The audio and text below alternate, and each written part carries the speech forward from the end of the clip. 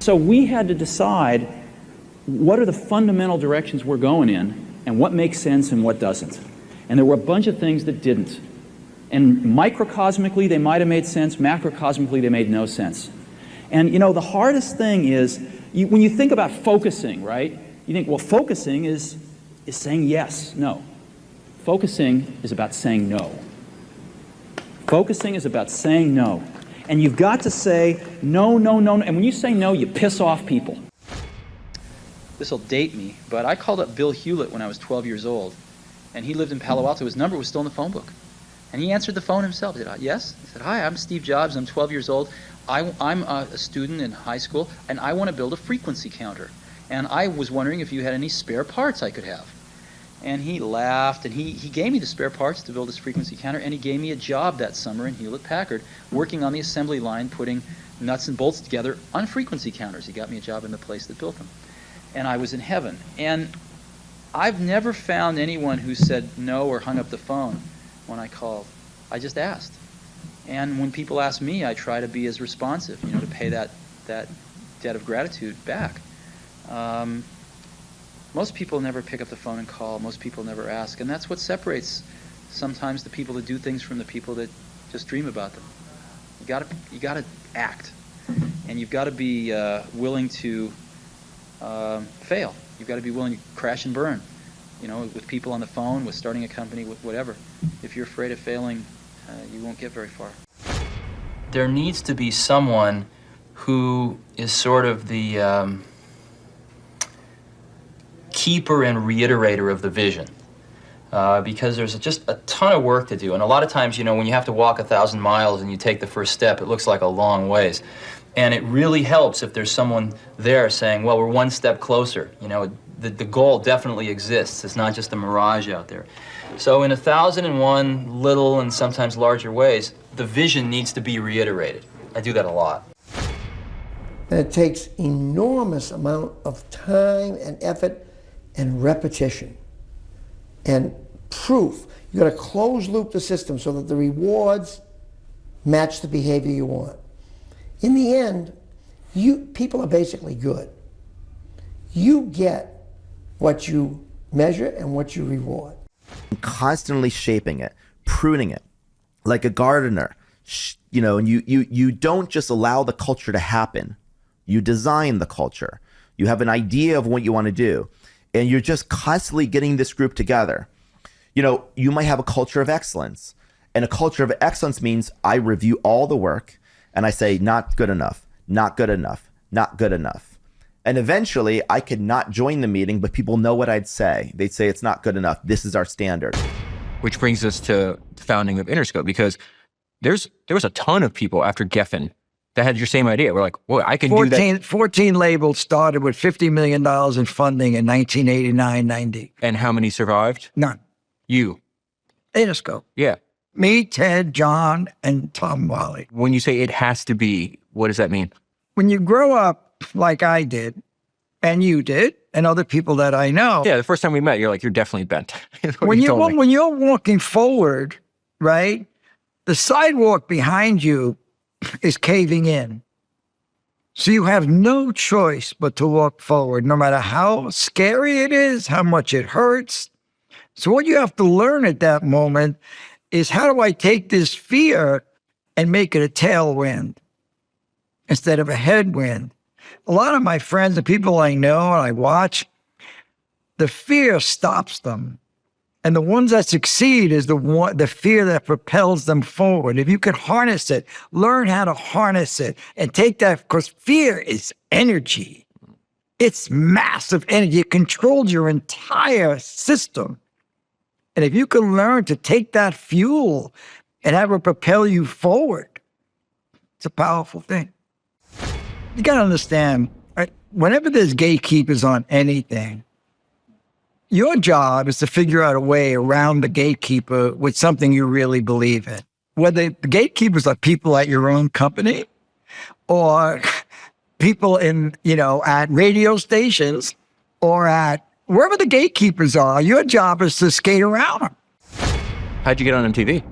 I said, this is the same thing as Guns N' Roses. So who do you go to at MTV? You just go to the top guy? Like, well, how do you actually get it done? I said, play this. He goes, I can't play this. And he had the remote in his hand. His TV was on behind him. I said, I can't because we play this. And it was 3 women singing. And then the next video was a guy and, and all this. But it was pure pop music, right? And he said, I don't know how to program. I said, put it next to Guns N' Roses. And if it doesn't work, please never play an Interscope record again. Wow. So he put it on. You had that much belief. You don't have to be talented to know that. I know how to hustle. Oh, That's not I a do bad too. word. No, I love it. By the way, I now- feel the exact same way. The greatest baseball players in the world were hustlers. That's what I call a hustler. I don't think it's a pejorative. I don't think it's a negative Well, term. people think it is. Oh, not me and you, though. It's not. What I'm saying is I know how to hustle, meaning I'm willing to work harder than the next guy. It took to the starting line over 50 years ago, the brainchild of a young track athlete named Phil "Buck" Knight. He's now 78 and one of the richest men in the world. That hope first flickered here at storied Hayward Field at the University of Oregon, where Knight was a mid-distance runner. Did you like the roar of the crowd? Very much. I didn't get that many, but He wasn't the fastest, but he just might have been the smartest. I came here as a 17-year-old, just very uncertain of everything, and met Bill Bowerman, and I've often said, if there's no Bill Bowerman, there's no me. Bill Bowerman was Knight's coach. He was obsessed with tearing apart track shoes and reassembling them, creating sort of a Frankenshoe of his very own. What were they like? Well, they were just, he would make them out of goat skin, and so they would just have almost no form in the upper, and then he'd get a spike plate taken off another shoe and then glue it on. They were pretty ugly, but they were light, and I was one of his guinea pigs, and that, kind of planted a seed. That seed took root while getting his MBA at Stanford. Knight wrote a paper outlining a strategy of manufacturing running shoes in Japan, where the labor was cheaper.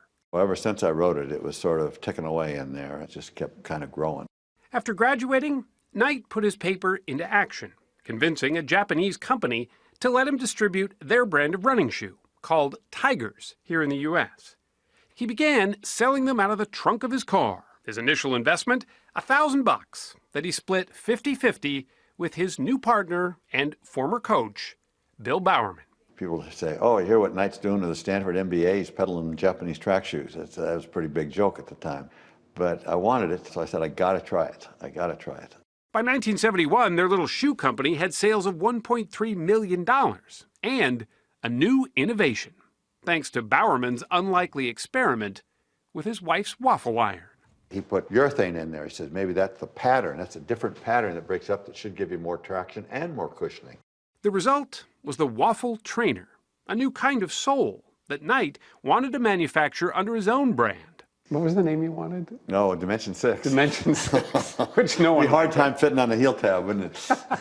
Why Dimension 6? Well, there was a 5th dimension, right? So we wanted to be an extra dimension. But no one bought that idea. Nobody liked it. Mercifully, an employee proposed another name, Nike, the Greek goddess of victory. But Knight wasn't crazy about it, nor did he like the logo. The wing, as it was called then, a design he actually paid a college student just $35 to draw, was supposed to symbolize the sound of speed.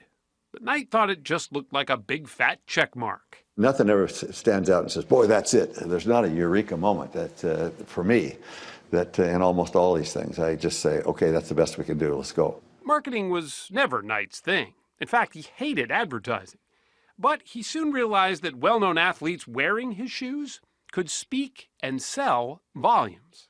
Romanian tennis pro Ilie Nastase was the first big name signed. John McEnroe would soon follow. And then came a 21-year-old basketball phenom from the University of North Carolina. Michael Jordan. When you first signed Michael Jordan, people thought you were nuts, right? Well, Fortune magazine ran a story about how Nike has lost its way by paying so much money for this basketball player. From the time, let's say you're 20, you start to 65. You did not feel peace. No, not for one second. But you become a billionaire. You sell Beats to Apple. What'd that feel like? Felt great. Okay. No peace, though. Well, because a company like Apple pays you a lot of money. I'm my father's son. I got a job to do now. But you have $1 billion in your bank That account. doesn't matter. What matters is there's a job that you're going to do that you're not going to be. I have to get the job done right. But money is a piece of peace. Money is a piece of it. It's really great. You know what I mean? But if I have your money, I'm fucked because I got to do the job. I mean, the record business, God knows what they did to get records played. But they weren't going to play these records. There was no chance. And look, there's nobody better at this. No one. The greatest record executive of all time, is a guy named Berry Gordy. I've heard the name, but know nothing about him. Well, he founded Motown Oh, okay. during Jim Crow. You know what I mean? So his artists weren't even allowed off the bus. They were considered race records. He had to get those records played. He had to get that into the white market. What he did, talk about wrestling the earth from fools. Berry Gordy, miracle what he did. And he made the greatest music in the world. So when he pushed, it stuck. See, if you know what you have is going to stick, and if you're passionate about it, then just break through that wall because there's going to be a lot of resistance. But if it sticks, you win. That Clay Clark, man, he is one character. It's a good word for him. Character. Yeah, that is it. Good, driven, smart. And I've never met a guy who was so hyper all the time. He's doing so much good. And then I met his mother, and she just says, she just lets him be Clay Clark. I mean, so he's endorsed by his mother, and he's doing magnificent work. So it was great meeting you out there and all the people that he surrounds himself with. Clay Clark starts his days at 5 o'clock in the morning. Oh, it's incredible. Yeah, he's a machine. He's a machine. Yeah. But I have problems with my company starting at 9 o'clock. Yes, hundreds of people showing up at 5 a.m. in Tulsa, Oklahoma. Man, he's a leader of a leader. He's a fantastic young man. No, he is. He is. All right, ladies and gentlemen, America calls itself a Christian nation, but according to Barna Institute research, what percentage of Americans now have a biblical worldview? Drum roll, please. Drum roll.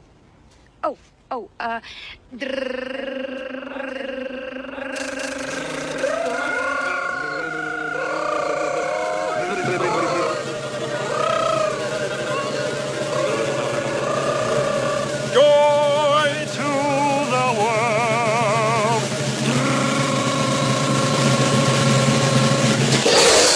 It's 4%! Yes! And according to the U.S. Chamber of Commerce, 75% of employees now steal from the workplace. Yes!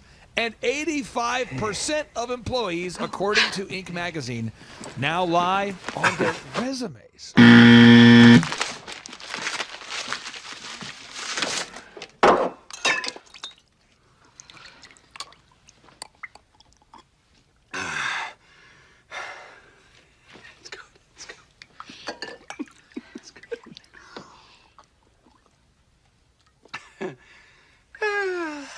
Hey, Carter, do you know what time it is?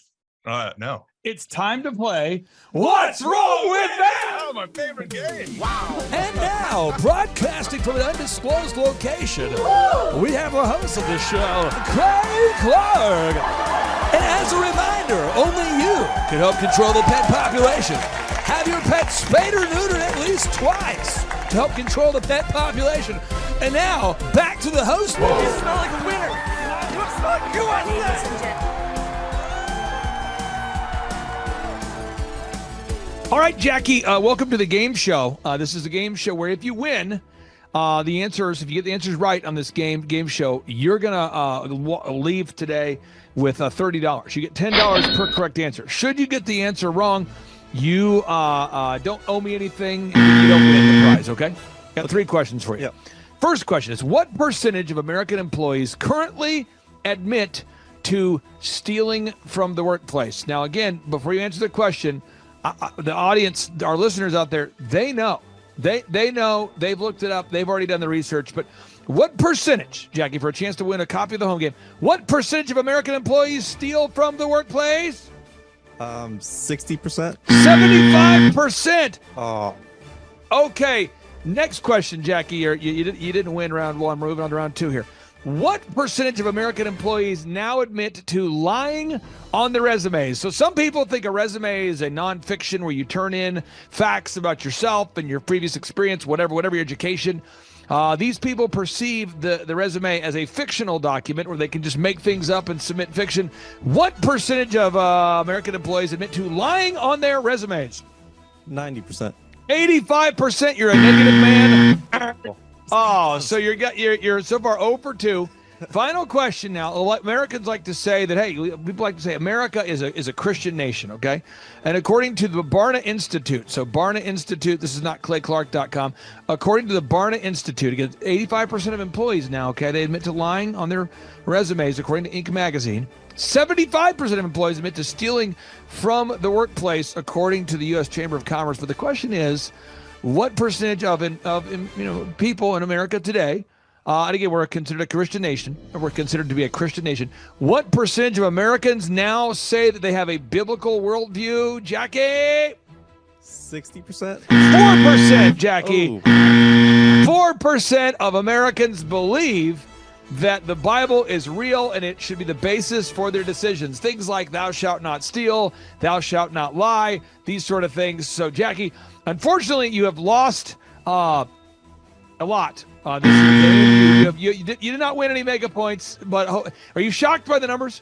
I am pretty shocked by the numbers. You're shocked that 4% of Americans are now have 4% of Americans, just 4% of Americans now have a biblical worldview? Yes, I thought it would be higher. You did? You thought it would be 60%? At least, yeah. Well, Okay. maybe not.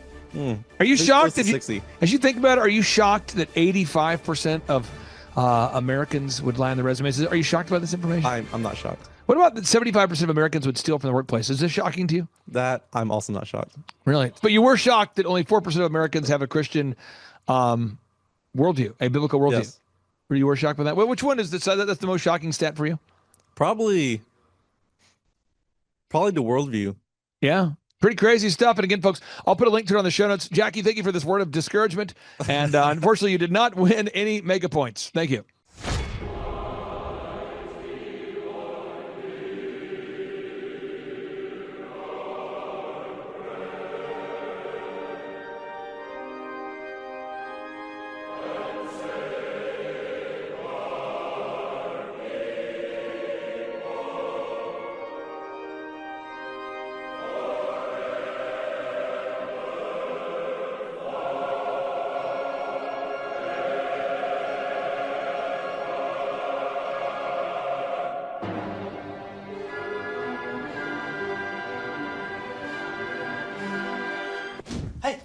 What are you doing?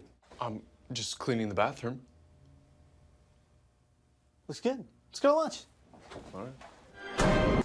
What kind of growth have you since you and I have been working together over these past few years? 3.45 million. I got those stats before I got on here. So you've grown by 3.45 million. Yeah, 3,450,000. Would that be like if you took the combined revenue and maybe doubled it? Have we gone up by about almost 3, not quite. Could you talk about just maybe the impact it's made on you, knowing that, okay, I'm going to pay this guy this amount of money. I'm not going to get a random fee or a random charge, or he's not going to, go, oops, we had 2 calls, so it's more, or wow, we didn't meet this week, so it's less. Can you talk about just knowing in your mind that you got the graphic design, the photo, the video, the web, the search, the ads, all of that is a monthly thing? Yeah, I not too long ago, I looked at what the average percentage of sales was spent on marketing, and I'm like half of the bottom number is what spent on marketing. Obviously, my marketing's working because we're tracking it, right, and the sales growth. And as far as the SEO and I've messed up and didn't send money to the hosting service and crashed my website. Clay had it back up in half a day. It's really great to have somebody call, just fixes it. I can do it. I do. You do it. You do. So it's very powerful to me to have somebody that no matter what's going on, no matter what crashes, you can take care of it. And I'm very convinced that it's a great bargain. I don't know how you do what you do as cheap as you do. but it actually is super economical for me. Man, if you want change, you need to change, right? And if you knew what you needed to know to change it, you would have already changed it. So it might be good to get some knowledge. I always say this: you're stuck at your level of knowledge right now. So if you don't increase that, you can't go anywhere. And especially in the area of business, most startups are technicians, right? A lot of technicians are kind of arrogant and don't think they need any help. Never even read a book on business. That was me.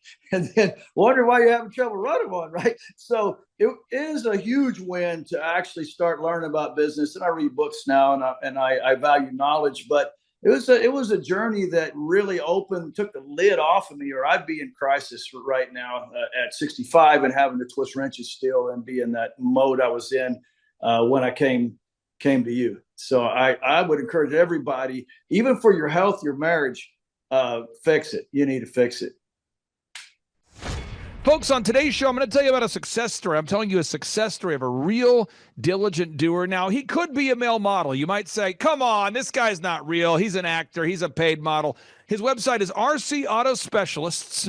RC Auto Specialists, that's his company number one.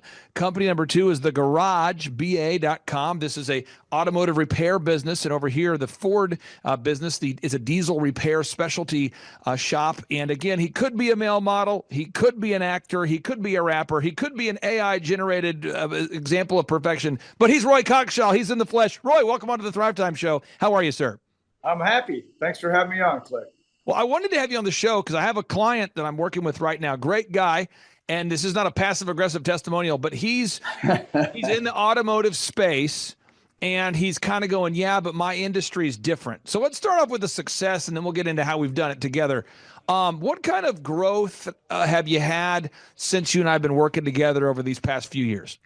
3.45 million. I got those stats before I got on here. So you've grown by 3.45 million. Yeah, 3,450,000. Would that be like if you took the combined revenue, maybe doubled it? Have we gone up by about almost three, not quite. Got it. So almost three times. Yes, 275% at least. Now, what happens with a lot of people, and this, I'm going to send this show right away to this particular guy, is okay. A lot of times we have a bakery, a dentistry, a law firm, a product, and a lot of my clients will say, you know, it's different in my industry because I'm sure you see the same thing in your business. People bring in a car and they say, look, I don't need a diagnostic. I think what it is this. Look, I don't need you to look at my car. I think it's this. Could you maybe just talk about when you and I first met, what were you thinking, or what was kind of going through your mind as you were being introduced to me by some of your friends?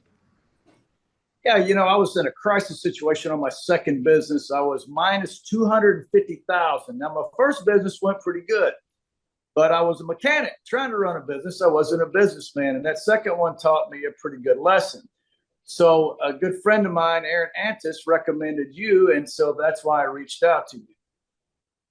And when we and I first started working, I always tell people, they say, how do I grow a company? And I'm going to pull out my sheet, or at least how I look at it. I'm going to pull it up. I'm going to go to rumble.com. I'm going to pull up our recent business videos so people can see this. And if anybody out there, you want to follow along, go to any of my business shows. I always put the proven plan in those notes. So let me pull this up real quick. Yep. And I'm scrolling down, and here we go. So people say, what's the most important step I need to take to grow my business? I said, there's 14 steps, but let's go one by one. The first step is you have to know your revenue goals. Roy, every time someone comes in to service their vehicle, you're the kindest guy I know, and I know that you do this. If nothing else, you like undercharge for stuff. And if you're not intentional and you don't know your revenue goals, what's going to happen by default for a guy like you who frankly would give the shirt off your back to people, and you do that? What would happen if or I guess what was happening by default? Yeah, we were just going under, you know, and I was, like I said, I didn't have the knowledge to pull it out because I was a mechanic trying to run a business, and this one was going to require a businessman. So my journey with you was learning metrics, learning all 14 of those steps were foreign to me. I just thought, hey, I can do this. And like I said, the first one just kind of went by itself. The second one was the one that forced me to change. So that is how my journey began with Mr. Clark here. So. Now, second step is, you have to know your break-even numbers. And Sure. break-even is just, how much business do we have to do just to break even? And maybe for the listeners out there that don't have a context of what you do, could you maybe share about the kinds of services that you provide at your automotive businesses, just so listeners can get an idea of the kinds of solutions you provide before we get into the break-even numbers? Sure. My big store, the Ford Specialty Store, we go from anything from oil changes to putting engines in diesel trucks. And so it's turnkey all the way across the board. Anything you get done at the dealer, you can get done at that shop. Garage is a little different model. It's the neighborhood garage around the corner. We've done a few engines. That's not really our mainstream. Would be air conditioners, electrical alternators, things like that. Alignments, suspension issues, general auto repair. So. And it doesn't matter whether someone's a doctor, a dentist, or a lawyer. We have to know our break-even points. And the break-even point is, how much revenue do you have to do just to break even? Could you talk about how you frame that in your mind now that you do know your break-even point? Now that you know how many days a month you have to, how many customers you have to see a month just to break even? How does that impact how you run your business? Yeah, I mean, you're behind, you're under until you hit that number, and so there's some urgency to get to that number. And I've found that with my employees, if they don't have a target either, then they don't really strive to hit it. And so I've structured my pay plans to where we're all on commission. And so we all are going the same direction for the same reason, and it works good for us. But they most definitely know where that break-even point is when we start making money. At this point, my break-even point is right at 48,000 gross profit per week, shops combined. And you know that, and I love how you mentioned the merit-based pay. Everybody on your team is getting paid based off what they produce, not based on how many hours per week that they occupy space and breathe air. Moving on to step 3, you have to figure out how many hours per week you're going to work. Now, this is one thing that's been interesting about you and the different clients I work with, is I have some clients that I work with that are 25 years old, and I say, how many hours a week do you want to work? And they go, ooh, 30 hours a week. And you go, really? Then there's a guy like you who you've been working, 6 days, 7 days a week for years, and you're a Bible believer. You always take your family to church, but you would do whatever it took, and you have done whatever it takes to be successful. And so you did that. But you knew in your mind that you had a vision that you wanted to get to a place where you could take your wonderful wife on dates and spend time with the grandkids and do that. And so you were willing to put in the work, but you also had boundaries on how many hours per week you're willing to work and what days you wanted to be free to travel. Could you talk about the balance of that? Because I do see a lot of young whippersnappers being unwilling to put in any work at all to grow the company. Then I also see grizzled entrepreneurs willing to work 7 days a week. Family, don't even worry about the family. We're just going to work 7 days a week. Sure. I want to get your thoughts on how you balance that. Yeah, I believe there's seasons of life. Starting a business, you're all in. There's kind of I would call it an adrenaline rush for at least the first 2 or 3 years where I'm working literally 70, 80 hours and not really even thinking about it. It's just what we have to get done here. And after you get some success, I've throttled that back some. I've got a couple of young 35-year-olds that are doing the heavy lifting, and I'm actually running it like a business. Thank you, Mr. Clark. And I was a mechanic attempting to do it, and I was in what I call micromanager hell. I didn't have systems, processes, so I was a fireman, and there was always more fires than I could put out. So hence the 70 or 80 hours, not real efficient. So now I can take off a week or two and not even get a phone call. But that was after many years of grinding and getting to that point. So powerful. I want everybody to take notes. What you're hearing, folks, is a real entrepreneur, a real grandpa, a real committed husband, a real committed dad, who's just giving you real information here. Okay, there's no BS here, folks. Now, step number 4. You got to figure out your unique value proposition. We have to figure out your unique value proposition. And there's a lot of automotive repair shops competing for business out there. A lot of diesel repair shops competing for the marketplace. And you and I sat down, and I think that was the first area where maybe you and I had some mental friction, because I was obsessive. I said, Roy, you and I, every single week, we got to get video reviews. We got to get images on that website. We got to write search engine content that no one's going to read. And we got to get more Google reviews. And then we got to run the same ads every week. We don't have to change them every week, but we keep those ads. So VISMD, for people taking notes, it's video reviews, images, search engine content, more Google reviews, and then run those ads, never turn them off. And I think that was the first time where you were kind of going, I don't know if you know what you're talking about. Could you talk about that a little bit? Well, first of all, several of those I thought to myself, well, Clay doesn't understand my business, and that's not going to work. But I actually did it because I was going to prove you wrong. And I'm glad I didn't open my mouth, because I actually proved you right. And in my mind, I finally said, look, obviously I don't know how to do it. I'm sinking this ship at minus 250,000. So I'm going to go ahead and listen to my business coach and do it, even if I don't think it's going to work. And lo and behold, it did work. So really, if you're reaching out for help, maybe you ought to listen to the person that's trying to help you, is kind of my takeaway from that. And even though I thought it wouldn't work, I obviously did not know. And that's why I needed help. Now, the thing about marketing and ads, most marketing companies, I'm sure you've never experienced this, but I have, they want to come up with a new ad of the week, a new logo, a new ad, a new theme, a new vision, a new brand. Hey, wow, Mr. Client, look, it's the spring. We should do new ads, new vision, new promo. And they do that to stay busy, because they want to show that, which would be the analogous to me. If I ran an automotive repair shop, this is where the analogy would go. That would be like me saying, Roy, I just fixed your truck, but guess what? I just broke it again. I'll be back in there fixing it. I mean, it's creating problems. And really what needs to be done is just diligently executing those systems. Could you talk about maybe the mind freedom or the time freedom that's created for you now, that you're following the same system and we're just doing it, as opposed to coming up with a new idea every week? Sure. The franchise system, somebody actually developed a business, strong strengths, processes, and then they hand you this model, and you just keep doing the same thing every week. Everybody knows what to do. It's really hard for us entrepreneurs to do that, because we had to start out micromanaging, but the transferring out of that is key to having freedom and for the money to scale up.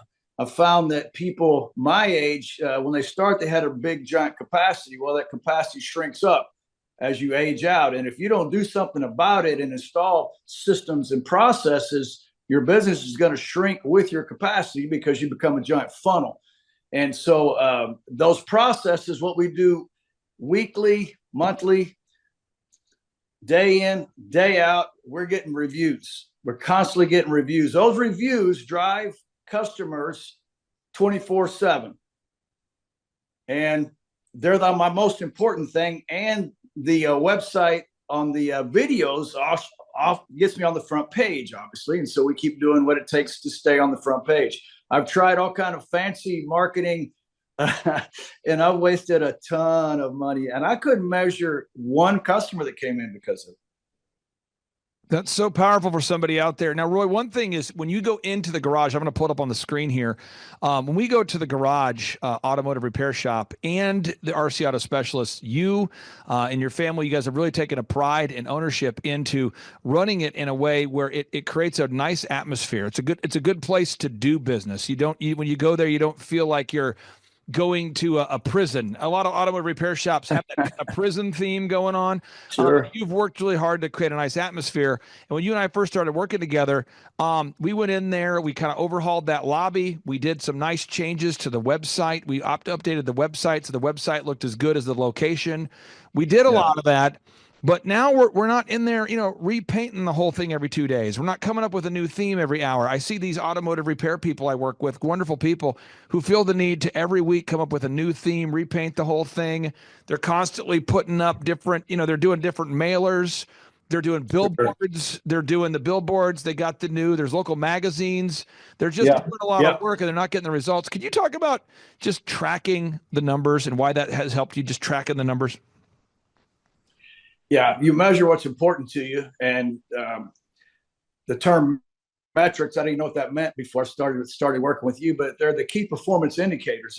I liken them to gauges on a car or a scan tool. Like if I'm trying to fix a car and I don't have any metrics, any facts, it's going to be real hard. I may stumble across it if I threw enough parts at it, but it's a whole lot more effective if I can look at some data.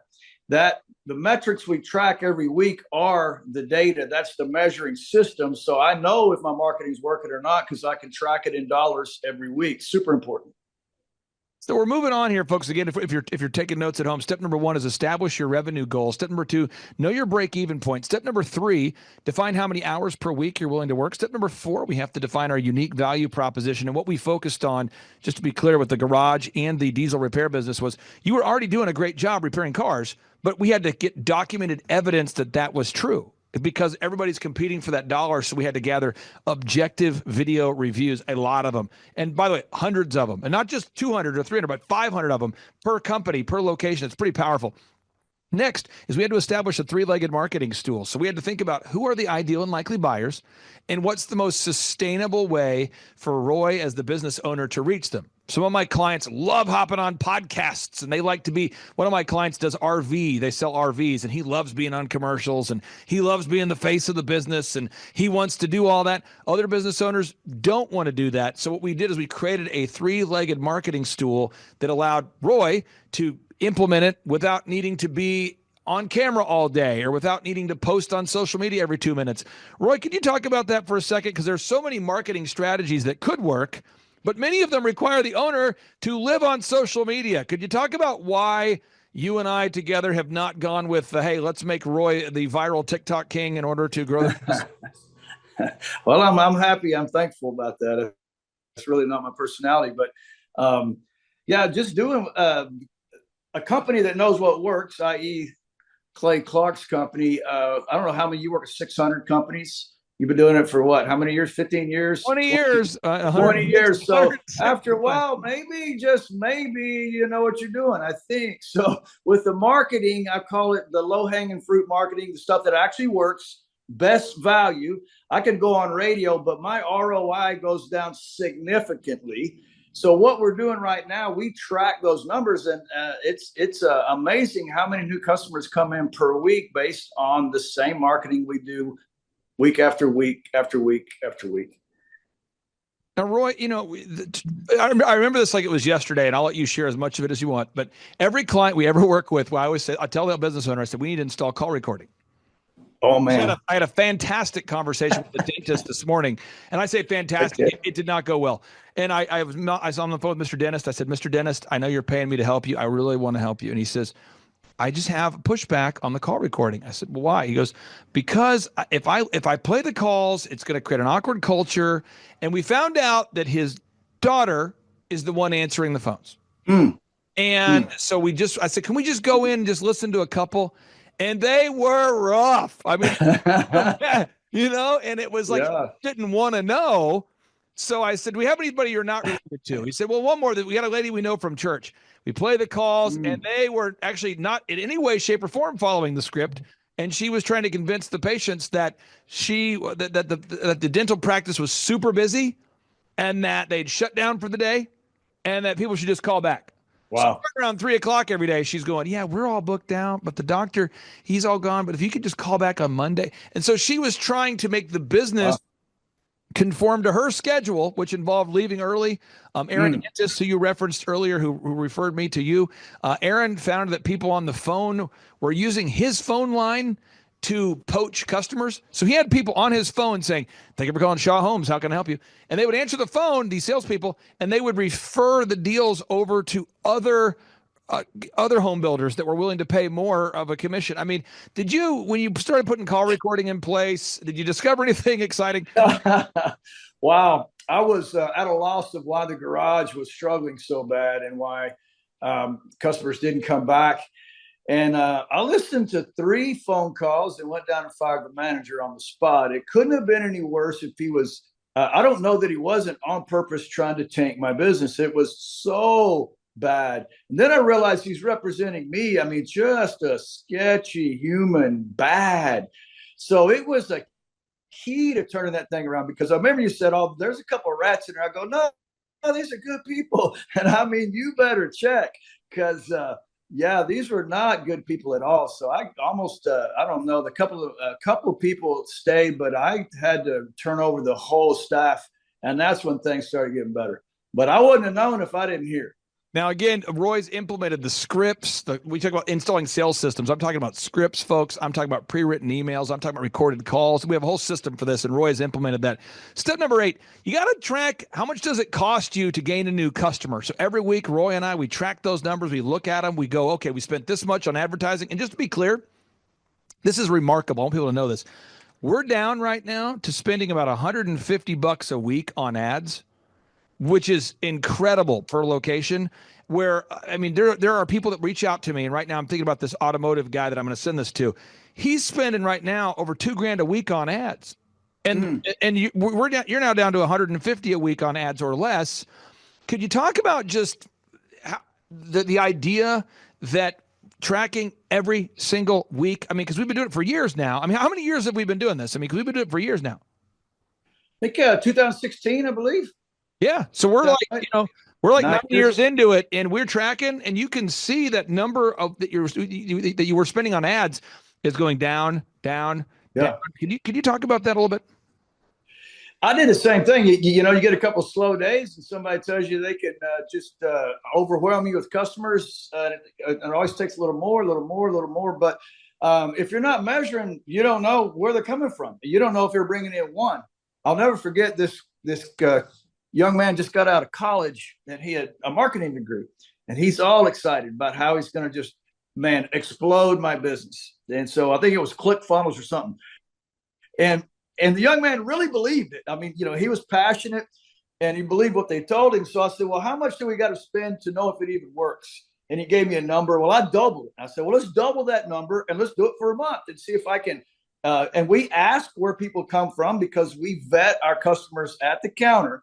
And so, and I said, let's give it a month. So he did all this stuff, and not one customer said that's where they heard about us after a month of doubling what he said it would take to make it work.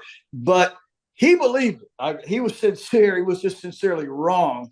So again, working with somebody that actually knows what works is pretty important.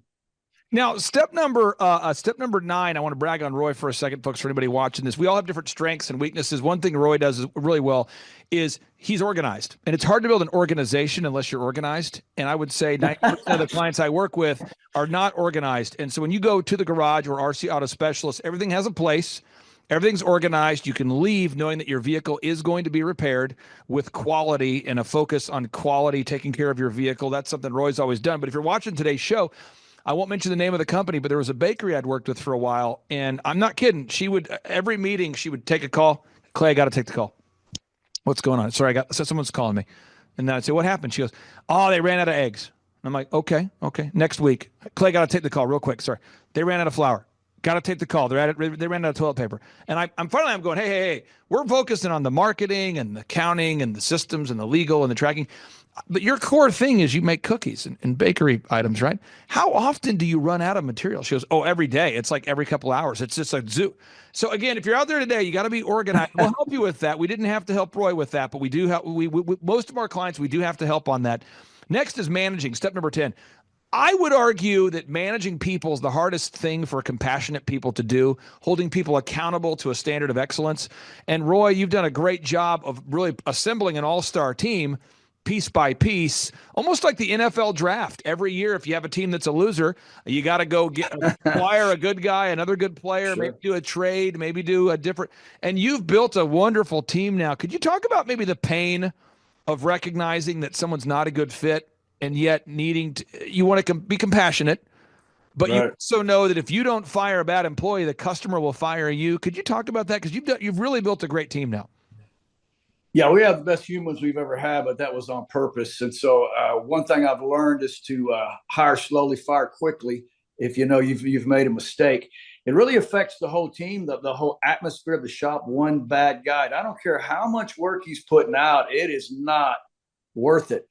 I believe there's a proverb says, get rid of the mocker and all strife will cease.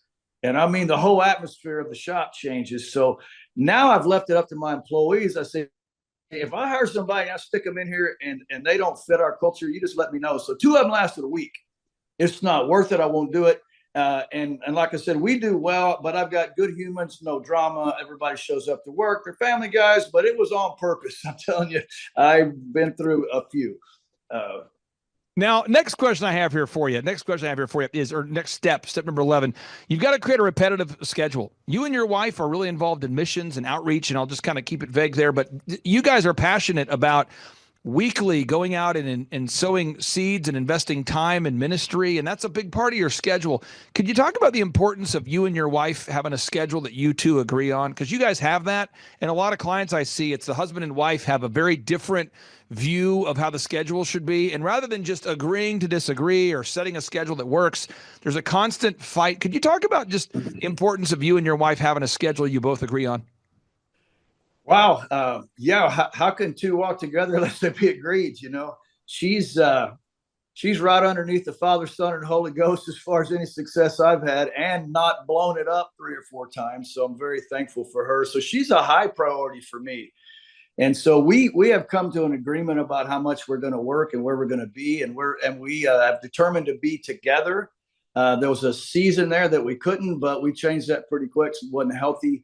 And then I look back behind me and see how many people have been together. We've been 37 years now. And I mean, it is a huge win over any of these businesses, but it ties to those businesses. I could not have done what I've done without her back behind the scenes. You know, she's my strength. So we agree on everything. If we don't, I'm going to park it till we do, because that's that important to me.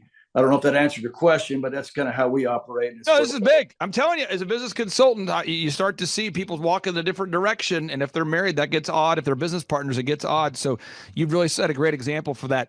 A final couple steps here. Again, folks, if you're taking notes, I put all of them in the show notes here. The next step number 12, human resources. We talked about it a little bit, but it's hard to manage people if you don't have good people.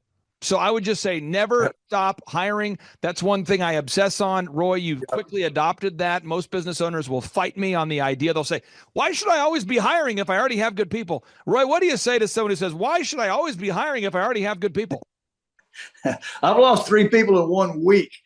So you better have some back on the bench ready to come in, because trying to find them when you're in crisis situation, you usually end up getting a bad hire or two, just out of desperation to get a human body in there, and then you have to back up and punt again. And so we have a several deep applications, people that we know, and if there's somebody really good, I'll make them a spot. I will pay them, and it looks like you're losing money. I'm not, because there will be a need, and when you need them, you can't find them. That's what I found. Now, step number 13, folks, you got to know your numbers. We talked about that earlier, but you got to know your accounting. It's not how much you make, it's how much you keep. And Roy and I, we get into it. We talk about it. We look at the numbers every single week. And I'm telling you, there's little moves you can do, just a little tweak. Once you get the business to a certain level, you can do one tweak, just one little tweak. And all of a sudden, the profit, the actual money you can keep, will go up in a dramatic, impactful way. And so, Roy, I mean, what do you say for someone who's afraid of, doing a price increase despite record inflation, or somebody who's afraid to make a tweak or make a cut? What do you say about really knowing those numbers? Yeah, we did $6 million in sales last year, and we did just call it 6% better. It was different at both shops, but average 6% better to the bottom line. Well, that's $360,000 of profit that for 6%. That's substantial numbers. That's life-changing money that is on top of what you were doing before, without even bringing any more cars, just being more efficient, cutting waste. You've had me do several things, like going through with changing credit card companies and fees and different just going through and checking all the monthly things that are automated that you're not even using anymore. I mean, and these little percentages add up at the end of the year to a big number, especially when you're starting your sales numbers start going up significantly. Now, step number 14, I would ask anybody watching today's show, what's the purpose of having a business? I would argue that every day that we have is a gift from God, and what we do with it is a gift to God. And a business is simply a vehicle that allows you to give more, be more, make a bigger impact. And that's how I look at it. And I know, Roy, you're a Christian business owner. You don't have a sign that says Christian business owner, Roy Cogshaw, but you are. And I know that the profits that you make, you and your wife like to sow seed into good ground and support missions. Could you talk about how you view a business? Like, what's the purpose of a business at this point in your life? Like, what is the purpose of owning a business? Yeah, at this stage of my life, I was just trying to get some money and get out of crisis, and starting the business. But we have a nonprofit that the businesses fund. It's closer to a foundation at this point. I always say you'll do more for a higher cause than you'll do for yourself. Like I work night and day and side jobs for my family. I wouldn't have worked that hard just for myself, but there's a higher purpose now with I call it doing some 10,000 years from now stuff. That's really what flips my switch now. And I'm going to do a third, but I don't need any more money, but I want to be able to give some more money. Right. So that's going to require a third. I also have some really great humans that work for me, and they make really good money. They can work 5 days a week and enjoy their family. That's super important for me to have. Also, I actually enjoy being around these guys. So starting a third will give some room for movement, and everybody can move up and make more also. So that's what flips my switch, Okay, my final two questions for you. Here we go. Okay, all right. When you pay me, I pay. We deliver service for you. What I know that you and I have a meeting every week, and at that meeting time, the purpose of that meeting is to make sure that we identify what needs to be discussed. We identify, we discuss, and we solve. What am I saying? We identify the biggest limiting factor, we discuss the best way to solve it, and then we solve it. So identify, discuss, solve, IDS. We do it every week. And so the meeting doesn't need to be 2 hours. It doesn't need to be 90 minutes. The purpose is to identify what needs to be discussed, discuss it, and then solve it. And for me, it's peaceful knowing that I'm working with 160 people that I actually care about, and knowing that they're going to go out there and take those profits and do great things with it. Could you talk about just maybe the impact it's made on you, knowing that, okay, I'm going to pay this guy this amount of money. I'm not going to get a random fee or a random charge, or he's not going to, go, oops, we had 2 calls, so it's more, or wow, we didn't meet this week, so it's less. Can you talk about just knowing in your mind that you got the graphic design, the photo, the video, the web, the search, the ads, all of that is a monthly thing? Yeah. Not too long ago, I looked at what the average percentage of sales was spent on marketing, and I'm like half of the bottom number is what spent on marketing. Obviously, my marketing's working because we're tracking it, right, and the sales growth. And as far as the SEO, and I've messed up and didn't send money to the hosting service and crashed my website. Clay had it back up in half a day. It's really great to have somebody call, just fixes it. I can do it. I do. You do it. You do. So it's very powerful to me to have somebody that no matter what's going on, no matter what crashes, you can take care of it. And I'm very convinced that it's a great bargain. I don't know how you do what you do as cheap as you do, but it actually is super economical for me. Now, Roy, what do you say to anybody out there that's thinking about going to thrivetimeshow.com and scheduling a free 13-point assessment? They're thinking about coming to one of our conferences to see Tim Tebow. They're thinking about maybe coming out to a conference to see an Eric Trump, or thinking about scheduling a free consultation. What do you say?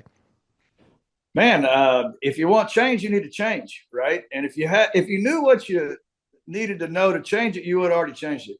So it might be good to get some knowledge. I always say this: you're stuck at your level of knowledge right now. So if you don't increase that, you can't go anywhere. And especially in the area of business, most startups are technicians, right? A lot of technicians are kind of arrogant and don't think they need any help. Never even read a book on business. That was me. And then wonder why you're having trouble running one, right? So it is a huge win to actually start learning about business. And I read books now, and I value knowledge, but it was a journey that really took the lid off of me, or I'd be in crisis right now at 65 and having to twist wrenches still and be in that mode I was in when I came to you. So I would encourage everybody, even for your health, your marriage, fix it. You need to fix it. Roy, you're the best joke giver I've ever seen. You have a delivery. It's a mastery. I'm not trying to paint you into a corner. I know you have a good joke. And okay. Give yourself a moment to get ready for that joke. If you're watching this right now and you don't find this funny, there's something wrong with you folks psychologically. Roy's the best joke. Every week he has a different joke. So, Roy, I'm ready. What do you call a man with a toe growing out of his knee? Tony. Yes. Does your wife feed you these jokes? Where do you get this endless source of jokes? She rolls her eyes. She's not one of my biggest fans on the jokes at all, but it doesn't slow me down much. Well, thank you. He's a comedian. He's an entrepreneur. He's a husband. He's a great dad. He's a committed Christian. I encourage everybody out there, check out his websites. He's a real guy. Roy, thank you for carving out time for us today. I really do appreciate you. All right. Thanks, Clay. Have a great day, brother. Take care. Bye-bye. All right. Bye. One of our accountants had said, you've got to meet this guy, Clay. So we ended up meeting with Clay, and he's helped us go from right before we opened the third location now to 6 locations. And so we've more than doubled our revenue. And these are ground up build gyms. And so it's not, the barrier for entry is pretty high. It's 20 plus staff at each location. So yeah, it's been a lot as far as running systems, checklists, workflows, who does what, when and how, training us on that. Clay's helped a ton. We would not be where we're at without him. So huge win. Charles, from an ROI perspective, if someone's going to look at it and go, return on investment, I pay you $1,700 a month. Will I make more money than I'm paying you? How would you maybe tackle, or how would you respond to what kind of return on investment have you seen for the $1,700 a month you're paying? Well, for example, Clay has got, there's no better business coach in the world that has the way he works, the way his mind works. But he's also got a team of other business coaches that have worked in lots of different industries. So he's worked in every industry. His staff has worked in every industry. He's got videographers, web designers. I mean, just for the fact of like just the website alone is worth the $1,700. Just the ability to take any of their proven systems, whether that's a marketing thing or whether that's a staffing thing, like one thing done in the month it pays for itself. And then to understand this, there's a part of where, some week you may be like, well, you know what? I'm not getting a whole lot out of this call. But the bottom line is, it's like when you read the Bible, there's times you're just reading it and then you're like, you know what? And then you read it that one time and it's like, God really speaks to your heart. And the whole truth is, it's like, there's no way that you can get that kind of value for $1,700 to have a whole team of coaches, graphic designers, web developers, anybody that has that type of knowledge, in your back pocket. And the whole thing is run your business with being somewhat conservative. Make sure you don't run it to the edge all the time. But by doing that, you have that skill set. You have those tools on your tool belt. Yep. And I just think it's just like the cost of doing business. Like just understand it. That's what I think there's sometimes the payment we make, I feel like, is peace of mind, even because there have been multiple times throughout the years that we will either be butting heads on something. We're super confused about something. We're fearful about something in the market's changed, and it's a quick call to Clay. Well, Thrive Nation, it's a very special occasion because a lot of times on the Thrivetime show, I get to interview people that I am friendly with or have an acquaintance with, that kind of thing, and I enjoy that. But it's really an honor whenever I get to interview someone who I consider to be a friend or people that I consider to be friends of our family. And it's awesome when we can celebrate a success story because it's a life-giving thing. And for somebody watching today's show, if you feel you need like a checkup from the neck up, if you feel stuck, if you feel like you don't have the resources to get started, but you have the resourcefulness, maybe today's show is the show you need to hear, because this is a couple. They started this business together out of their house, and they've now grown it into a multi-million-dollar, super successful company. And I've had the opportunity to work with them in a consulting or coaching capacity over these past 5 or 6 years, and I am so excited to have them on today's show. And with that being said, Amber and Charles Cola, welcome on to the Thrivetime show. Amber, how are you? Great. Thanks, Clay. It's awesome to be on here with you. Yes, we are excited. Okay, so I got to ask this real quick because people think you're a hologram. How long have we had the opportunity to work with you, or how long have we worked with you guys together from a kind of a coaching relationship? We probably started back in 2017. 2017. Yep. So yeah, we're looking at 7-8 years. Yeah, I mean, it's coming up on 8 probably. It's a little over 7. And from that time, I mean, you guys have experienced tremendous personal growth and business growth. I mean, could you, Charles, maybe talk about, I'm not looking for your specific financials, but could you maybe talk about maybe the size you guys have grown over these past 7 or 8 years at colafitness.com? Absolutely. Yeah. We started off, we were getting ready to open our 3rd location, and one of our accountants had said, you've got to meet this guy, Clay. So we ended up meeting with Clay, and he's helped us go from right before we opened the third location, now to 6 locations. And so we've more than doubled our revenue. And these are ground up build gyms. And so it's not, the barrier for entry is pretty high. It's 20 plus staff at each location. So yeah, it's been a lot as far as running systems, checklists, workflows, who does what, when and how, training us on that. Clay's helped a ton. We would not be where we're at without him. So huge win. Now, I'm going to ask you guys this story because I want you to be able to encourage somebody. I'm not sure who's going to watch this show, but I view every show as kind of a message in a bottle. So somebody's watching this show and they're going to relate to this story. I'm going to let Amber go first because I think she'll maybe have a less rosy view of how it was. But you guys started kolawfitness.com doing personal training to individual clients in your actual home. So like your living room was where the squat rack was, or the bench press was in the kitchen, or Amber, what was that like when you started kolawfitness.com? Well, I think when you're starting something like that, you don't see bigger picture. You're not thinking that far ahead. You're just kind of thinking you have to work, you have to survive, you've got to make money, you're doing what you love. And so with that, it was kind of more as a survival. And also, we couldn't afford furniture to go in our formal living room and formal dining room. Yes. And so we were kind of stuck in a situation where Charles needed a place to train and he had a full clientele. And so we just were, well, why don't we find like a big universal piece, stick it in the living room because it's just an empty room. And the dining room became more of the office. And so we bought a big universal piece and threw down some rubber flooring, ripped up the carpet, and put some big mirrors on the wall. And we just started doing what we needed to do at the time with I definitely did not think it was going to be in my house for a couple of years for sure. But yeah, a lot of it was fear of failure. I was like, I want to make sure that, I can provide for my family. And we were trying to every lead I had, I'd follow up with every client I trained, want to make sure that I gave them good results. And next thing you know, we have about 160 clients coming in and out of the door a week. And it's me and about 4 or 5 other trainers training out of our living room. And so it became a revolving door of fitness. And then Amber also did some hair. So she had a hair salon in the back of the house. So it's like a training studio in the front of the house and then a hair salon in the back of the house. So yeah. Now, the win. Now, I want to share this story because I don't know if I've ever shared this story with you, but I think our listeners need to hear this because your story is better than mine. But let me just show this to the listeners real quick here. If we go to 111th and Memorial in Tulsa, Oklahoma, my wife and I, we were 20 years old-ish, and I remember I was so excited to be able to build our house. I remember telling my wife, honey, we can afford to build a house. We are going to build a house, a brand new house. She was so excited. I remember we were driving down Riverside. She was like, we're going to buy a house? I go, yeah. She's like, we're going to build a house? I'm going, yeah, because we're young couple. We'd just been married a couple years. Right here at 111th and Memorial, I found a builder named Rob Brewer who did a phenomenal job. I would hire him again. And this is a true story. So I built this house from scratch. And so my neighbor comes by, Wendy, God bless her. I'm not going to mention her last name. Wendy comes by and she's like, hey, what are you doing? I go, what do you mean? Because I'm having like 40 couples a week that are walking up to my front door, hanging a right at my office.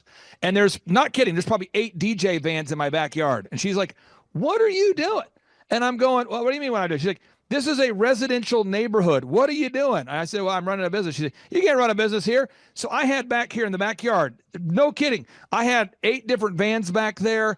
And then neighbors kept asking me if I was running drugs. I mean, people were concerned because the first DJ would come to load up gear at 4 in the morning, and our last guy would come home at 3 in the morning. And it was just a wild thing. So I got to ask you with the gym, Amber, how early were people coming to work out, to do squats and bench press and cardio? What time were they showing up? How many people were showing up? Oh, yeah. So Charles he's relentless and he'll fill any hour he can. And so he would start as early as 5 a.m. with his first client. And, sometimes it would last until about 10 o'clock at night. And so it was just a revolving door. And we always blocked out the middle of the afternoon at 2 o'clock every afternoon. And him and I, and as we added staff, we would all work out together. So it became this big, workout session together. It was awesome. And this is a real thing. Now, Amber, I'm not looking for anything super salacious, but I mean, did you ever have awkward situations? I mean, because you're sleeping there, you're living there. Do you guys ever have just like, because I remember with the DJ business, my wife about once a week there for a while, she would come downstairs and one of my DJs would get, Clay, where's the bathroom? I'd say, right there. And they would walk into our master bedroom and I'm like, get out of there. That's my bathroom, you sicko. I mean, did you ever have just weird client interactions? Oh, yeah, totally. From, our kitchen became like the staff break room. And so all of a sudden I've got everybody's lunches in my fridge. And I remember one day a guy had went to get the barbecue sauce out of the fridge and just drops it. And it just shatters all over the kitchen floor. But his client was here. So he looks at me kind of like, and I was like, just go. I got like, so I'm cleaning up barbecue sauce out of the kitchen. One morning I had gotten out of the shower and I come out of the bathroom, which is at the top of the stairs. And I'm just making that short little jag over to my bedroom door. And so I have my hair in a towel and a robe on, and I open the door, and right there at the bottom of the stairs, Charles has one of the clients doing calf raises. And they just, good morning. And I thought, get this out of my house. So the trainers napping on the couch between clients. And our middle son was in pre-K at the time. And so he'd come home half the day and he'd sit on the couch. He was just so little, his feet would just stick straight off the couch. And he'd try and watch cartoons. And there would be someone on like a ab mat on the floor right in front of the TV doing crunches. That's right. And so he's just watching his little cartoons as someone's doing crunches in front of him. And so, the whole family was in on it. I just remember when I was building DJConnection.com, I would train my DJs out of my house. So we would practice announcements like, ladies and gentlemen, coming up in just a moment, we're going to introduce the bride and the groom. Once again, ladies and gentlemen, get ready for the intro. And we would practice, ladies and gentlemen, coming up next, we're going to be cutting the cake. Once again, we got the bride, we got the groom, we got a knife. It should be exciting. And I'm practicing, and they have a script, and I'm practicing. So adult males are in my house, and we're practicing introducing, because, we grew DJ Connection to do 4,000 weddings a year. So I'm training 30 disc jockeys every week. So Havana, my oldest, who's now 20, she starts running around in the office going, ladies and gentlemen, coming up next, the cutting of the cake, because she had heard it so much. She's like, ladies and gentlemen, coming up next, the Soul Train line. She knew, because it was like, and I don't think if you're watching today's show and these stories, you can't relate to it. That's okay. But I'm just trying to make sure we're getting this idea. This is a real couple that I would now classify as a super success story, but they had to start somewhere. And it's not about resourcefulness. It's not about resources. It's about resourcefulness. Again, it's not about resources. It's about resourcefulness. Look at the backyard. I turned half my backyard into a concrete slab so that we could park all the vans back here. I mean, look at all the trees I planted to block the view. So now you look at Co-Law Fitness and you go, wow, this is a super successful company. Wow, I want to be the next Co-Law Fitness. Wow, these guys are really doing it. I want to be a colawfitness.com. I'll get the website to pull up in just a second. And people always come to me and they say, Clay, what do I need to do? What's the most important thing? I just had a guy today, huge ministry, multi-million-dollar, massive ministry, called me and said, what's the one thing I can do to grow my ministry? And I said, buddy, I'm going to send you today's show. There are 14 things that we need to do, and a lot of details on those 14. So we're going to go step by step on today's show. I'll go back and forth between Charles and Amber, and for sake of time, we'll just go back and forth rapid fire. So here we go. And Charles, by the way, you get 60 seconds on the clock for each answer. So here we go. Box number one, you have to figure out your revenue goals. You just have to know your revenue goals. You have to know your revenue goals. What are your gross revenue goals? What are your weekly revenue goals? What are your annual revenue goals? You have to know your revenue goals. Charles, why do you have to know your revenue goals? Yes, you have to know your revenue goals so you know if you're going to be making money or not. And for us, we want to make sure that we're staying bankable, that we can open more locations. Our gyms are a ministry for us. We want to make sure that we continue to expand and making sure we got at least a 20% profit margin off of all of our expenses to income over expenses. And we know how many memberships we have to sell. We know how many clients that we have to service to hit those goals for our set overhead costs. And so you got to know how many units of items you have to sell every week, every day. And so we track that stuff. And for us, we have a lot of it's recurring revenue. But the whole point is we want to make sure that we have enough of the payable, viable buyers in the system to continue to grow. And you track this stuff, and so we've got wonderful members of our team. We've got a young member of our team named Natalie who's learning all of this because she's developing into a coach. And when you work with a new client, a lot of times the client's going to have a bias to focus on just marketing, just branding, but you have to know these numbers. Amber, anything else you want to talk about as far as the numbers? Because I know your husband is passionate about fitness and you are as well, but why do you have to focus on the numbers and not just marketing or not just branding or not just social media? Why do you have to focus on those numbers? Well, I think the numbers, it's like the steering wheel that steers the ship.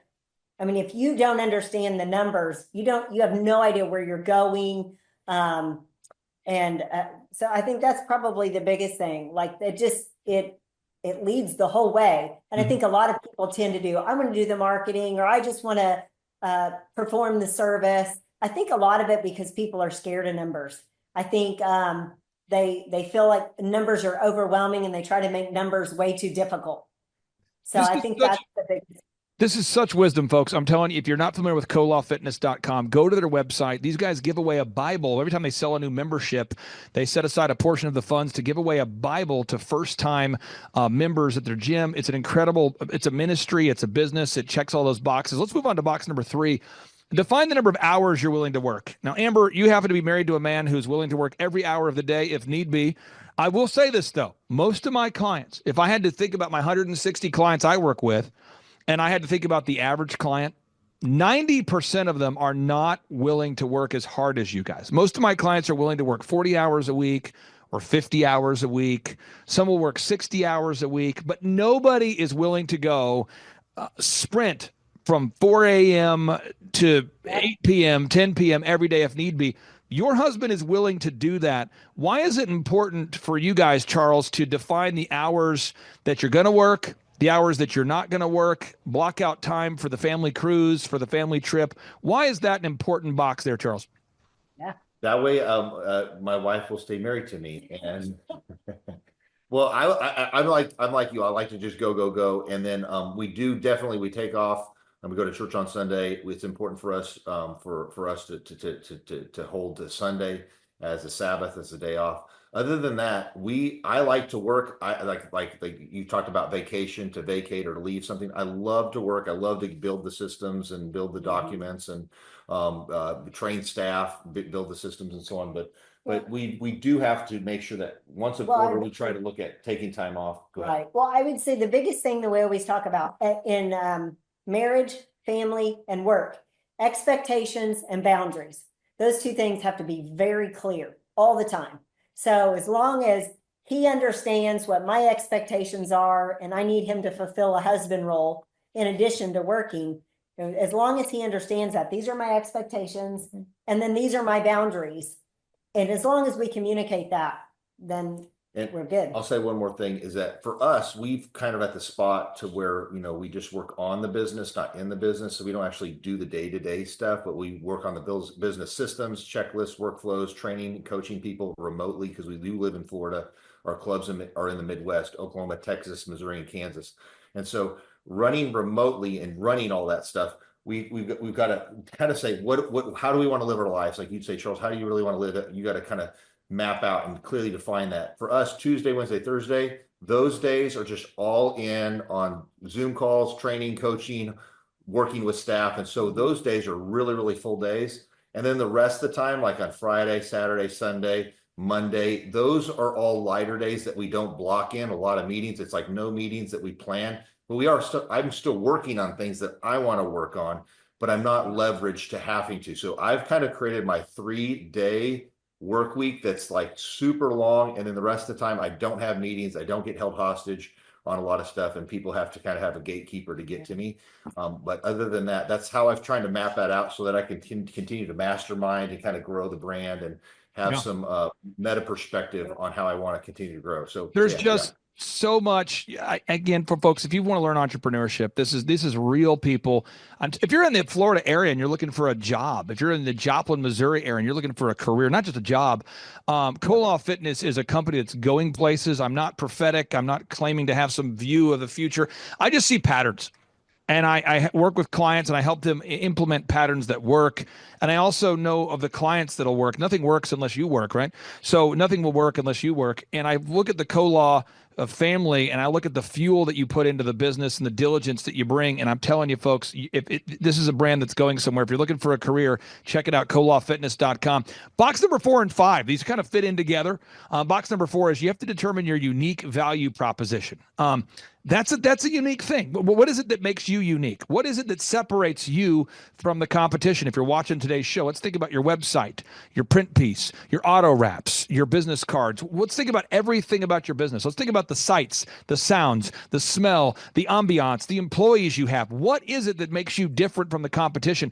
What is it that makes Chick-fil-A successful when there are many other fast food chicken restaurants? What is it that makes Quick Trip super successful when there are so many gross, nasty, dirty convenience stores? What is it that makes Chick-fil-A successful? What is it that makes Quick Trip successful? What is it? What is the secret sauce that allows Brad Stevens, the coach of the Boston Celtics, to bring out a winning lineup year after year? Brad Stevens took a dysfunctional Butler College basketball team and turned them into a top 4 basketball team. Think about this. He took a college called Butler, the size of Oral Roberts University, and took them to the Final Four multiple times. And then he takes that same recipe and goes to the NBA, and they win a championship, and he's putting out a winner year after year. What is the secret sauce that allowed Phil Jackson to win year after year? Michael Jordan couldn't win a championship without Phil Jackson. He played a lot of seasons without Phil Jackson. He only won his championships with Phil. Kobe Bryant never won a championship without Phil Jackson. By the way, Kobe Bryant played a lot of seasons without Phil Jackson. What is that magic formula?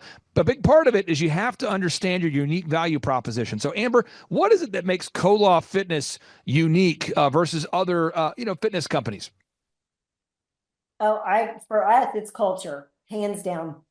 It's culture all day long. And we worked really hard at our first location to set the culture and make it what we wanted it to be. We wanted a fitness center that everybody could come be a part of. And I mean, not everybody likes it. But it's definitely our culture. And that was something we knew we had to be able to duplicate when opening other locations.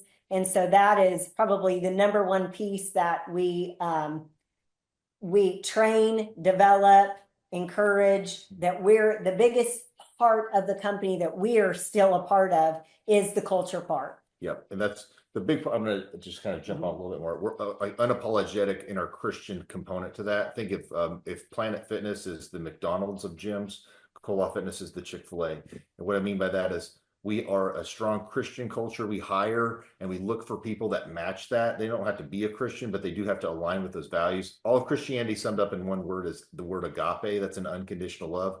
We want to make sure that we actually hire people that are into customer service, like likes people. Serving. Who'd have thought customer service? We're going to find people that actually like to serve people.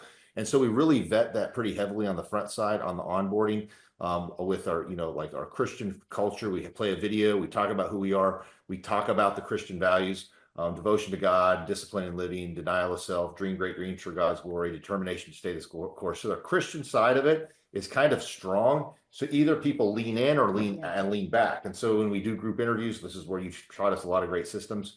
You see people lean in and see people lean back. So when everybody's on the boat rowing in the same direction and they really match that value set, the culture is just better. And when you hire people that actually like people, they want to acknowledge your presence, close the gap, give them a fist bump, a high five, make somebody feel like the highlight of the day when they walk through that door. So we train people on those systems. So we took the culture that we did when we first opened the club and we defined it into actual ways that we can role play and script it with our staff so that you have not a purple hair, McDonald's, perpetually distracted, crayon mark tattoo person. You have a person opposed to like a McDonald's, somebody that runs up to your car like a Chick-fil-A that's you got their polo on and says, "My pleasure." So that's where we have to be very, very, very specific on how we do culture differently than the competition who's just, scaling out like crazy. But people, like the greatest currency in life is how you make somebody else feel. We want to make other people feel like the highlight of the day and hire people that are sincere. They're just genuine, that truly like people. If you do that well, you have to lock the doors to keep people out. Mm-hmm. I'm telling you, folks, this is so important. I talked to a guy the other day who applied to work for your business, true story. And he's kind of a gremlin. I know him because he didn't get hired by a friend of mine. And so a friend of mine's like, hey, I didn't hire this guy. He's kind of a gremlin. I said, what do you mean gremlin? He's like, yeah, he's just kind of a curmudgeon, kind of a negative guy, Debbie Downer. And, he's got a big background in fitness, though. And he's into fitness and he played at, sports at a high level, and he'd love to come work for you, Clay. And I go, okay. And he's like, yeah, I guess he applied for the co-law guys a couple years ago, didn't get the job. And I'm going, interesting. And I knew that and I met the guy. I'm like, this guy, I understand why you didn't hire him, and I didn't hire him either. And I'm just telling you, have certain standards. And if people aren't up to those standards, they can come back and reapply later after they turn that frown upside down. But you have a certain standard there. Now, box number 6, the three-legged marketing stool. At Co-Law Fitness, with every business we work with, every business that I work with, what we do is we develop a three-legged marketing stool. Now, I'll give you a moment, Charles and Amber, to reflect on this, and maybe this is true for you, maybe not. But a lot of my clients that come into my life, I think about Stacy Purcell, longtime client, great lady. I think about Shaw Homes, shawhomes.com. We helped Shaw Homes grow from $14 million a year to $150 million a year. I think about satellite phones. Tina, her company Sat123. We've helped them grow to $100 million a year of sales. I think about OxyFresh, oxifresh.com. We've helped them grow now to 500 plus locations.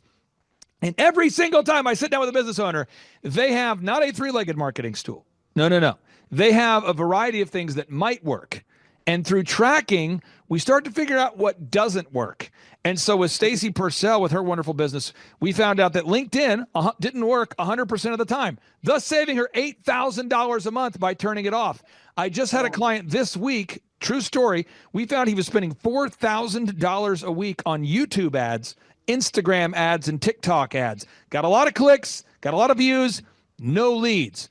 Another client, I'm just stream of consciousness. Another client of mine, they were doing mailers, getting zero response. Another client of mine was doing billboards to the tune of $6,000 a month between all their locations. And as you look at the different businesses and you track, you can really, really become much more profitable by nailing down a three-legged marketing stool. Could you talk about that, Amber? Maybe the impact it's had or hasn't had, tracking the results, getting rid of what doesn't work and focusing on what does work?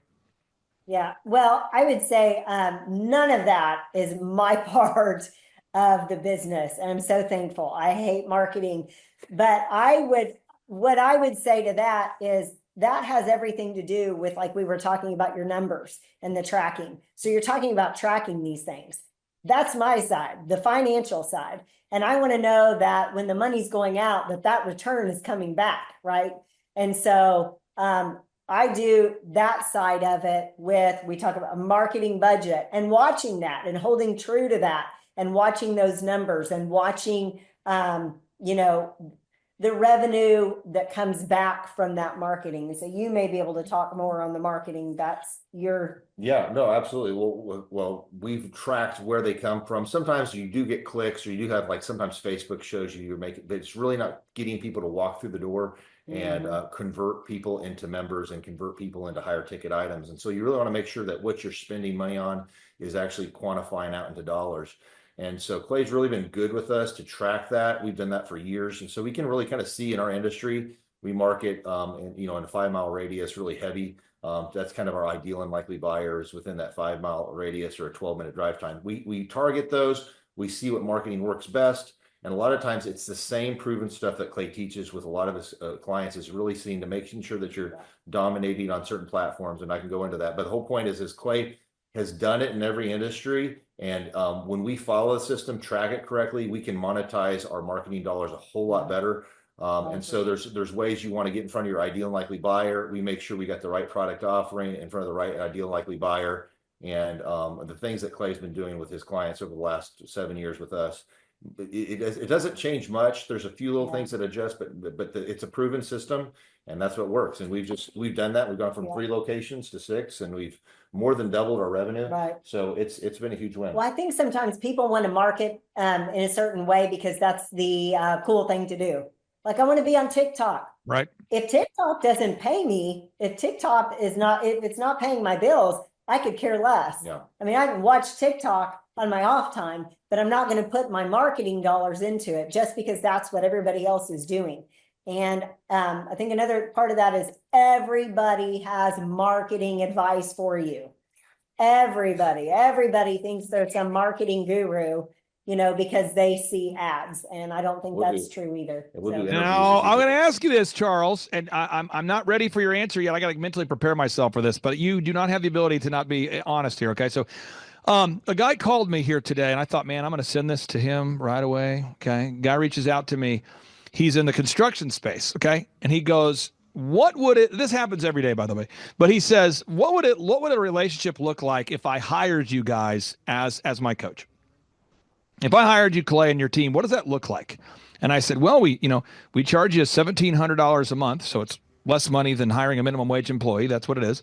We have a weekly meeting and we follow a proven system. And anyway, and I said, there's accountability. There's kind of three parts to it. One is we have a team that helps you get your photography, your video, your web, your search engine done for you, all those things. The second is we provide coaching down a proven path. And then the third is we have workshops every couple months so you can kind of get a tune-up. And I said, Mr. Client, Mr. Potential Client, who I've known forever, I said, Clay Stairs describes me as the ass man. And he's like, the ass man? Ooh.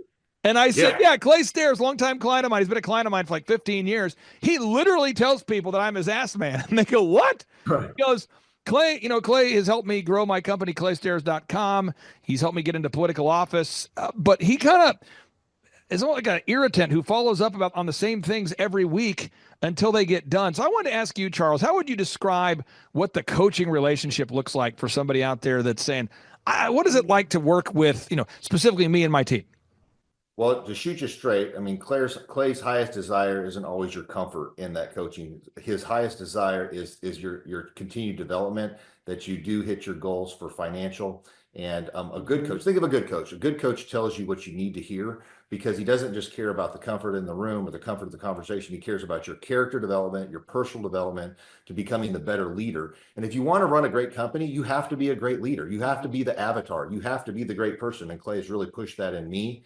And for me, like I thought I've always needed that. And I was just like, okay, Charles, stay humble, stay coachable. And that's the biggest thing is most business owners, they don't have the ability to keep a humble, coachable heart and be willing to grow. When you work with somebody that has a proven system, they've worked in every industry, they've got a team of videographers, graphic designers, web developers, people that will help you build the back end of your business correctly, the proven systems of continuous hiring, of staff team, like group hiring, that you always have staff ready to go. Somebody in the bullpen, so I'll take it. You always have continuous training, staff. You're never held hostage because there's somebody that doesn't know a skill set. You can always replace somebody. Because if you don't create a system, you're going to be a limited resource. And Clay creates the systems, helps you with document creation, file organization, and make sure you got that stuff so you have a proven template. It's really more like a franchisable prototype that you can handle the lowest skill set. So great people are great, but Clay's been really good at shooting me straight. If you have a humble, coachable heart and you're willing to grow and you take 2 or 3 action items every week, next thing you know, 50 weeks, 52 weeks in the year, you've got a bunch of systems, you got a way better website, you got checklists, workflows, you got staff following systems, you got backup for each position. Because if you don't have people in the bullpen, you're going to be held hostage. And so you want to make sure that you got the right systems, checklists, and personnel ready to go. And to run 6 different businesses in 4 different states, from Florida in the Midwest, so we don't live there, we have to have good systems, checklists, workflows, and so on, and making sure people are holding to that. Clay's been really great for helping set up those systems. So yeah, but it's to be honest, it's not always. The conversations are definitely sometimes challenging, but understanding that both parties, me as the client, him as the coach, is really trying to have the highest desire to make you grow into a better person and to help your company grow and be better. And for me, that's a good coach. And that's why I like working with Thrive and Clay. So, yeah. Amber, I wanted to tap into your wisdom on this. There was a statement that was made years ago by Robert Kiyosaki. And it really resonated with me. I heard this about 20 years ago, but he said, amateurs don't have a coach. Professionals do have a coach. And at the time I thought, you know what, from a legal perspective, I probably need a coach or mentor to help me. So I hired wintersking.com, and I've used that company for 10 plus years. It's really helped me. I thought to myself, from an accounting perspective, I need probably to have her a coach. So I hired CCK. And so in the areas where I want to improve, I really do firmly believe in having a coach. When I wanted to become a better speaker, I hired Carlton Pearson, and I worked with Carlton for as long as he would work with me, because at the time he was the top televangelist in America, and he was a phenomenal verbal communicator. And so, but it wouldn't have worked if I wasn't coachable and if he wasn't willing to coach. And you guys have done such a great job over these years implementing, and I just see the future is so bright here. So when we look at your website now, could you talk about just that weekly meeting and making those little iterations, and every week making it a little better? Because I think some people want to get rich quick. They want to become successful in 10 minutes. They want to ready, set, let's go. But you guys, every week we go to koloffitness.com. Every week we enhance the website. Every week we enhance the scripts. Every week we enhance the value proposition. Every week we're doing little tweaks that are improving the brand. Could you talk about this, that mindset of that weekly improvement? Yeah, absolutely. Well, your numbers, you have to have good feedback tools, some key performance KPIs or key performance things you look at for sales over cancellations and how much dollars you're spending on marketing. When we track that on a regular basis, we can see that we're doing well or not doing well. We make pivots. We get coaching feedback from you on best practices. And one thing is that you've not just worked in our industry, but lots of industries. And having a team of people, a team of coaches that say, hey, this is what's working, this isn't what's working, it's super valuable. And so, like I mean, I got an MBA in school, but I'm telling you, like, it's real life is so much more important, and having good people that have good feelers. It's like you're only as good as your team, and Clay brings a whole team to your team. And anyways, we have a weekly meeting. Our weekly meeting, we look at, like, what are the key things that impact us? It's going to be signups over cancels. What are those signups? Which ones upgraded to higher tier options, whether that's higher tier membership options, or whether that's tiering up into higher services like fitness coaching, like one-on-one coaching, or fitness training, or nutrition coaching, or group training. But getting people into those things and understanding the scripts, how to role play that over and over again, making sure your staff understands how to communicate effectively with the customer, role play until that socially awkward, young person can totally get it, and they understand how to do it, until the critical thinking phase has gone away. They know how to do it. Now you got staff that knows how to communicate well, how to show the product offering, benefits over cost, and then show them that, hey, if you don't do it, this is what won't happen. And you want to show them that you're going to really change their lives and save their life, add years to their life, quality to your years by changing new habits. And when people see that value, you've got the right staff articulating it, you close a lot of deals, you upgrade things, and you change a lot of lives. Well, one thing, Clay, I think with the coaching is it's been beneficial. It's kind of like you're our blind side or a blind spot coach. This is what we've created. There's a lot of emotions attached to it. It's what we love. It's what feeds our family. And so we can become very emotionally charged. And I think you're super helpful to kind of bring us back in and go, hey, like, so you kind of keep us focused, separating the emotions from it. And I've heard a lot of people say to you, or, in conversations we'll have, and they'll say, yeah, but you don't understand landscaping. It's not about understanding landscaping. We don't talk fitness every week when we meet. But it's about, it's about business, and it's about where we're going, and you really help keep us on track. There's that accountability, like you talked about. You guys are just super valuable. Your set of eyes is super valuable. Yeah. I'll just say this. I mean, koloffitness.com. If you're looking for a career, folks, I'm telling you, check out koloffitness.com. Now, point number 7, sales conversion. We have to have scripts, recorded calls, one sheets, lead trackers. What? We need to have sales scripts, recorded calls, all the visuals in the store. We call that internal marketing. There's external marketing, marketing to your ideal and likely buyers, but internal marketing, letting your current gym members know that you offer personal training or group fitness. Box number 8, you have to have a sustainable customer acquisition cost. What? You have to know, what does it cost you to land a new customer? Box number 9, you've got to create repeatable systems. When you clean the bathrooms every day, when you clean the showers every day, when you clean the locker rooms every day, when you clean the equipment every day, when you clean all these things things multiple times a day. When you change the light bulbs every day. When you have to maintain the fitness equipment every day. When you have to hire people every day. You have to build repeatable systems or your head will explode. You got to have checklists and processes. Box number 11, you have to manage people. Manage people. What? This just in. We have to manage people. We got to hire people, manage people. How do you hire, inspire, train, retain? We have to do it. Box number 11, you have to build a sustainable schedule. What is the schedule that your company will keep? What hours will you be open? What kind of shifts do you have? What kind of org chart? Who's in charge? Who isn't? How do you deal with somebody that doesn't want to follow the systems? Because this just in, a customer will fire you if you won't fire your bad employees. In box number 12, you got to have a high standard with the A players, the B players. You got to coach up the B players to become A players. You got to coach those A players to become future leaders. You got to coach the C players out into another job or to the local bus station. You got to get them out of your life or they will ruin your business. And then box number 13, you got to make sure you're making money. It's not about how much money you make. It's about how much money you keep. Box number 14, you have to sit down every day and say, what does God want me to do? If every day is a gift, what does God want me to do? If every day is a gift from God, what does God want me to do with my faith, my family, my finances, my fitness, my friendship, my fun, my focused time? What does God want me to do with this day? That's all these things we have to think about there. And I'm telling you, folks, everything we're talking about on today's show, it wouldn't matter if Kolaw Fitness was not obsessed with wowing the customers. Charles Kolaw and Amber Kolaw are obsessed with helping you take your fitness to the next level. If you're out there today and you are in Joplin, Missouri, you're in Texas, you are in all the different markets they're in, go to kolawfitness.com. You can see the markets they're in. I'm telling you, these guys are obsessed with wowing customers. So I'll go to you, Amber, then I'll go to you, Charles. Everything we talked about doesn't work if you scam your customers. Everything we talked about doesn't matter if you don't wow your customers. Could you talk about why at the core, even though we're going over all this business stuff, all these details, at the end of the day, you guys at Kolaw Fitness have to wow the customers. Why is that so important, Amber? Well, I think for us, it's important because we love people. And everybody needs a belonging and worth, and they need to feel important, and they need to feel cared for. And like, that's our passion. We just love loving on people. That's what made Charles such a phenomenal trainer when that was the initial start of the whole company. It was just his desire to help people and his love for them. And that was the same reason, a million years ago that I did hair. So I think for us, that's just what we're passionate about. We're passionate about people feeling like they are loved and they have value.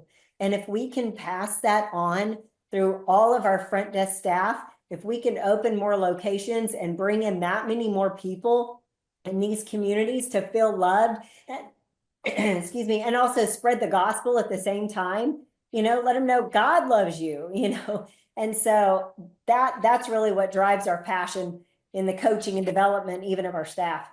Now, Charles Cole, I got two final questions for you, and your wife can one-up you. So here we go, two final questions. There's somebody out there right now, they're thinking about coming to one of our in-person workshops. They know Tim Tebow is going to be there. They know Eric Trump will be there. They know that you might be there. But maybe if they haven't been to a workshop in the past, how would you describe the in-person 2-day interactive workshops? How would you describe them, sir?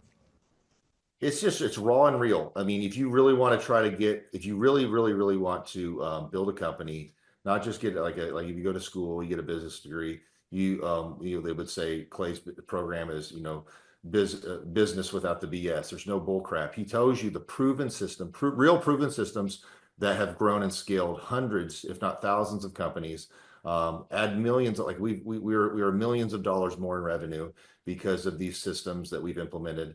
And we've been able to scale and not have to actually work in the business. We work on the business, just the business system. So we can live in Florida. We're definitely engaged with our staff that runs these locations, and they're great lieutenants. But we have the systems, we have the checklists, we've got the workflows, and we have the systems that we can hold people to. We've retained the right talent. We've got really people in the bullpen for every position, so they aren't held hostage to happen to do that. But all that to say, it's funny. He's very, Clay's pretty much like a comedian. It's hilarious to listen to. If you're willing to be coachable, if you're willing to have a humble and coachable heart that's willing to grow, he'll show you proven processes. There's going to be a pathway that you can be successful. And if you're a diligent doer and you just do 1 or 2 action items every week with your coach, the whole thing is this, being more of a marathoner than a sprinter when you're working with a coach. Just do your 2 or 3 action items, and that 2 or 3, if you times that by 52 weeks, that's 150. Next time, you got a way better website. You got a way better lead funnel. You got way better staff hired. Yep. You've got systems, checklists, workflows, all document created into mind-freeing templates, sales flows, training and development of staff, all that. So you got people in the bullpen for each position, and you're no longer being held hostage as an owner, and you've got a proven system. So that's Clay and his team. Well, So, yeah. I'll one up you. I will one up him this one time. Like there's truly nothing more exciting than to come to the conference. And we've been to almost every conference you've had for the last 7 to 8 years. And it is completely refreshing.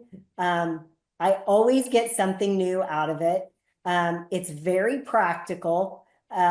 You're not sitting in this huge like ballroom with want speakers that you feel like are trying to sell you something and you're trying to stay awake. And that's not the case at all.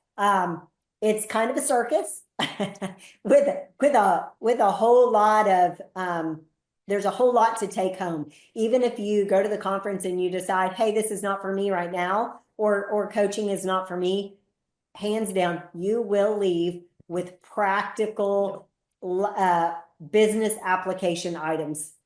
Now, final question I have for you guys. Just like Koloff Fitness, I mean, you put your name right there on the brand Koloff Fitness. You can't really go to thrivetimeshow.com without seeing my cranium. And so I take a lot of pride in what I do and wowing our customers. But for somebody out there, in particular, this guy today who's in the construction space, who's like, hey, what would coaching look like for me? Or is coaching for me? He's reaching out. Charles, what do you say? What kind of impact has the coaching that we've had with you guys over these past 7 or 8 years made on the impact or the success? Or what kind of impact has the coaching made on KoloffFitness.com?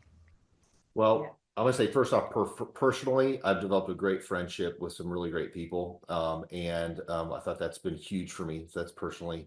And to know people that are in the same type of pressure that you have as running a company, running a business, to have people that are intelligent and they care as a friend, that is huge. That's the number one personally. And then professionally, to have a whole bullpen of a whole data set of lots of different industries, best practices, whether that's, generally it's either a sales issue, like you don't have enough sales, or then it's a staffing issue, you don't have the right staff, or whether it's a scaling it, how do I, build this into a franchisable prototype? It's all stuff that they've done over and over and over again. And to where you have like a cognitive dissonance, like a mental disease with understanding it, they don't.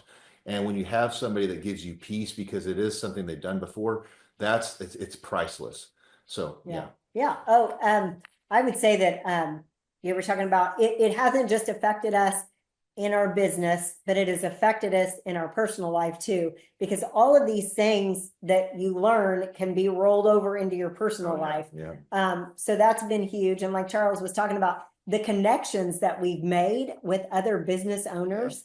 Clay, you said at the very first conference we went to, your network is your net worth. Amen. That is hands down. If you're hanging out with the old friends that have unsuccessful businesses, and you're hanging out with the old people who are complaining about having to work an 8-hour day, if you're spending your time with them and, it's just going to break the bank to go to Chili's for dinner, that you're going to stay there. You're going to stay in that influence of people. And every conference we meet new people, and we've got some of the most awesome friends that own businesses across the country, from the cheesecake store to a pizza shop, right? To dog training, to we've got some of our friends that live in cities that we have gyms and they're members at our clubs. And it's just it's so powerful. It gives us a whole community to bounce ideas off of and get encouragement from. Charles, from an ROI perspective, if someone's going to look at it and go, return on investment, I pay you $1,700 a month. Will I make more money than I'm paying you? How would you maybe tackle, or how would you respond to, what kind of return on investment have you seen for the $1,700 a month you're paying? Well, for example, Clay has got, there's no better business coach in the world that has the way he works, the way his mind works. But he's also got a team of other business coaches that have worked in lots of different industries. So he's worked in every industry. His staff has worked in every industry. He's got videographers, web designers. I mean, just for the fact of like just the website alone is worth the 1,700. Just the ability to take any of their proven systems, whether that's a marketing thing or whether that's a staffing thing, like one thing done in the month it was pays for itself. And then to understand this, there's a part of where, you know, some week you may be like, well, you know what, I'm not getting a whole lot out of this call. But the bottom line is, it's like when you read the Bible, there's times you're just reading it and then you're like, you know what, and then you read it that one time and it's like God really speaks to your heart.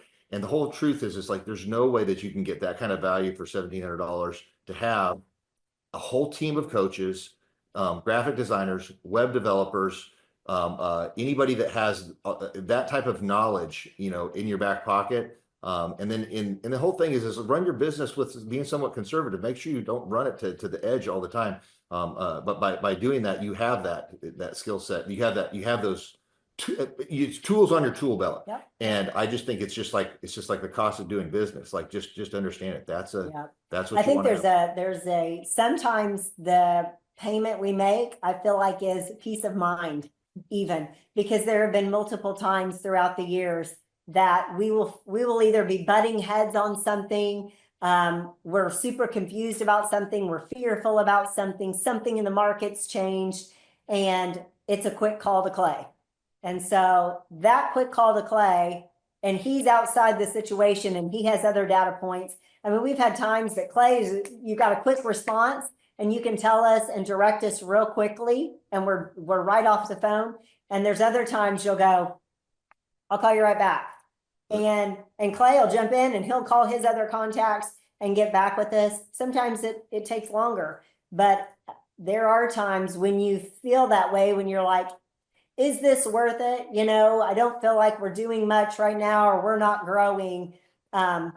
Inevitably something like that will come up, and like, that's our peace of mind. Like you're like a crucial team player, you know? Well, you know, it's an honor to serve you guys, and for everybody's watching right now, I encourage you, if you're looking for a career. Now, if you're looking for a job, don't fill out the form, but if you're looking for a career, go to colawfitness.com, because if you live in Joplin, Missouri, Charles, Dallas, Texas, Bartlesville, Oklahoma, Amber, we live in Topeka, Kansas. If you're out there, Arlington, if you're out there, to go to colawfitness.com if you're looking for a career and not just a job. Thank you two for carving out time with your busy schedule. And I'm so glad to have you here today. Thanks, awesome. Clay. Thank you, Clay. Awesome. Take care, guys. Bye-bye. Bye. I'm yelling something like this is a sexy Lamborghini. Some shows don't need a celebrity narrator to introduce the show, but this show does. In a world filled with endless opportunities, why would two men who have built 13 multi-million-dollar businesses altruistically invest 5 hours per day to teach you the best practice business systems and moves that you can use? Because they believe in you, and they have a lot of time on their hands. They started from the bottom, now they're here. It's the Thrivetime show starring the former U.S. Small Business Administration's Entrepreneur of the Year, Clay Clark, and the entrepreneur trapped inside an optometrist's body, Dr. Robert Zillner.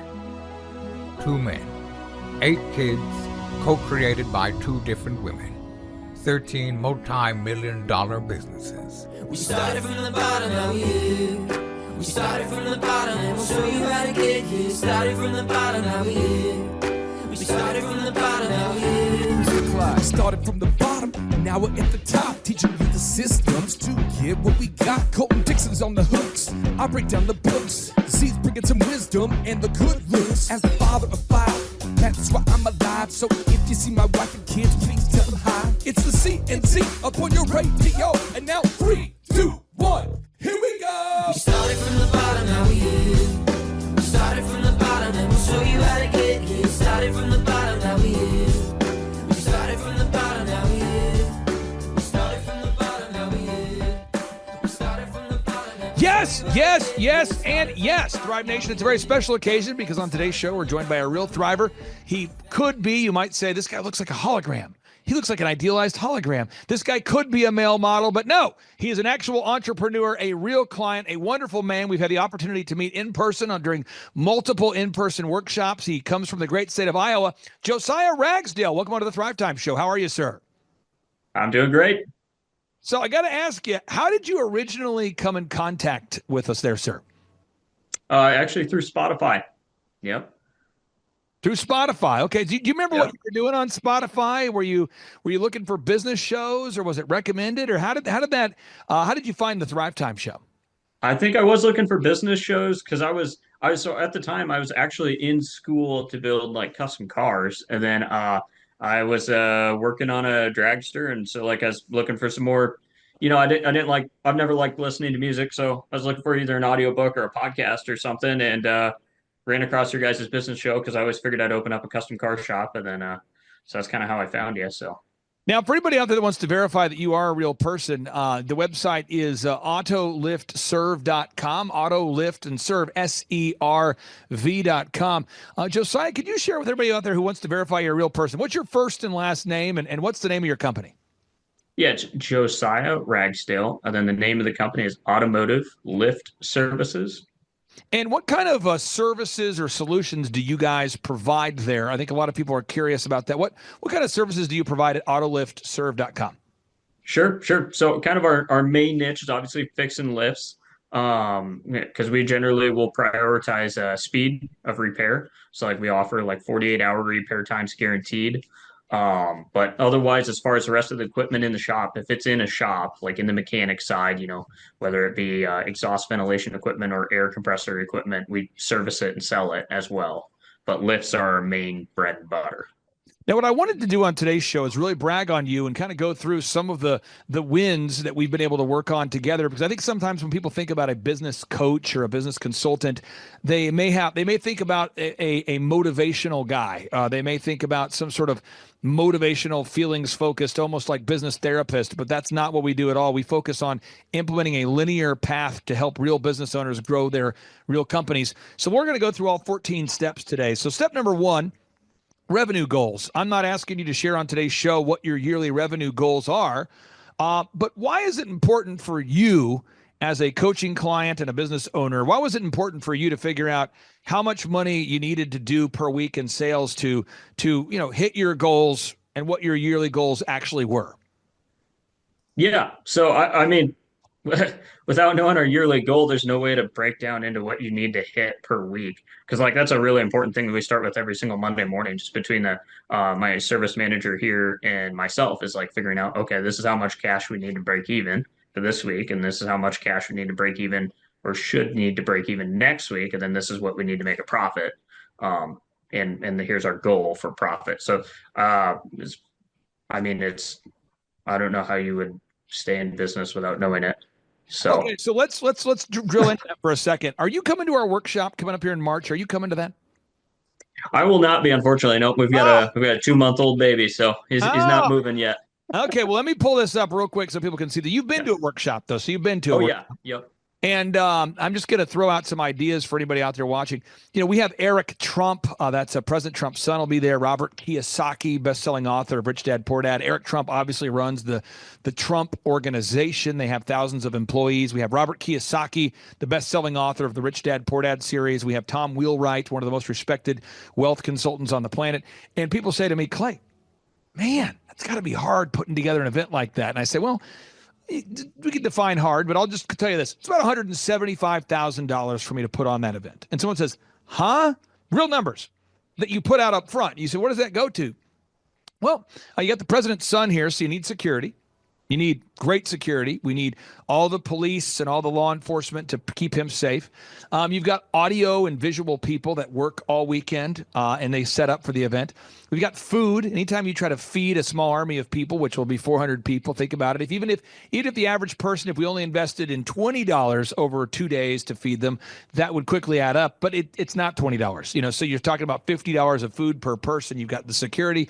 Then you got the flights, the hotel, the accommodations for the various speakers. And I can can go on and on boring people with details, but you end up spending quickly about $150,000 to put on the event. And so because we only sell 400 tickets, you kind of do the math and you go, okay, that's what you need to do to break even. And I think everybody out there needs to have clarity on that. You mentioned it. I want to go back to this workflow for a second. The break even point, box number 2. Most people do not know how many customers they need to break even. Why is it absolutely essential for you and for any business owner, especially at autoliftserve.com? Why is it important for you to know how much you have to sell to break even? Yeah, I mean, if you don't break even, you're going bankrupt. So that's about as important as it gets. I mean, I don't know how else to break that down. Well, I think a lot of business owners, though, don't ever think about these things at all. I mean, I would say 99% of the wonderful doctors and dentists and lawyers and clients and automotive repair shops I've worked with, I mean, of all the clients in our portfolio, I would say 99% of them don't know their break-even point before they start coaching. And I think that's so important for everybody out there to really dial into that idea. Now, the third step is you got to know how many hours per week you're willing to work. Now, you have a baby on the way. Is this baby number 1 or baby number 407? How many kids do you have? This baby number 1. Yeah, and I remember when I first met you. You were baby free. Yep. You might have even been girlfriend free. I think you came to the conference with a friend, and I think one of the work vans stopped working, and you guys helped us fix the van or got it working. Yep. So a lot has changed in your life. Why is it important that you and your wife, you and your partner, that you guys have that you're on the same page with defining your schedule? Oh, definitely, that's huge because I mean, if like we want to be happily married and have a good home for our future kids and whatnot because we want to have more kids too. But I mean, if I was just like always working, we probably wouldn't be married for very long. So like my curfew moved up from like 6:30 p.m. and being able to start as early as I wanted to like now I quit at 5, and then I don't get to work all day and all night on Saturdays anymore. So my Saturdays start earlier, and we've kind of changed when his bedtime is to kind of make it match too. But I mean that's really important. So it's real stuff. If you get divorced, you lose 50% of what you built. So too. All right, now box number 4.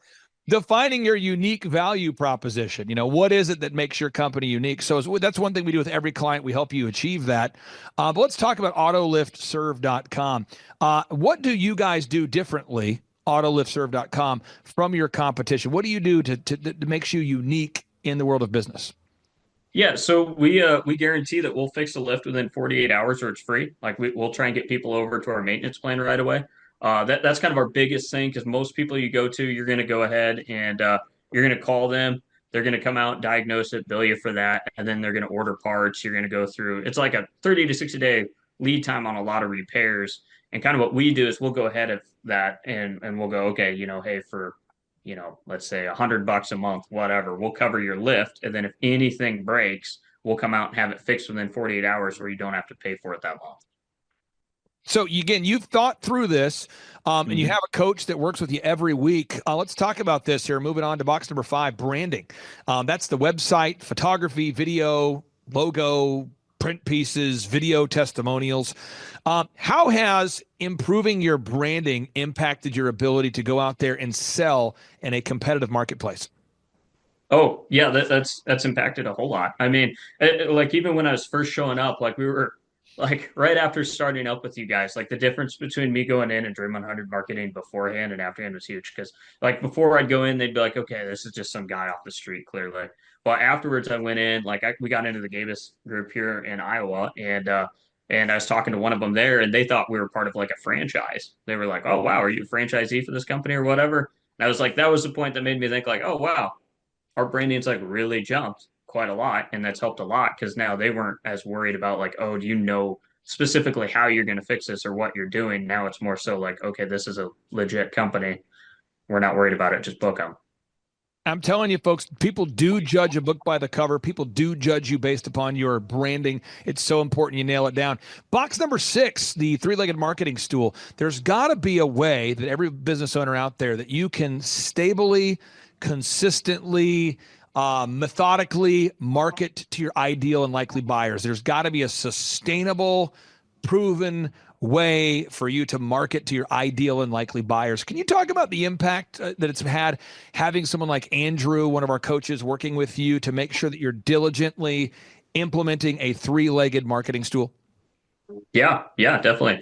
I mean, just having some accountability because one of ours is Dream 100 marketing, so that's pretty big where we like physically show up and keep dropping off donuts until they cry, die, or buy. But so that one's big. That's more so just the accountability of making sure we're doing it, and then obviously like getting top of Google is our other main one.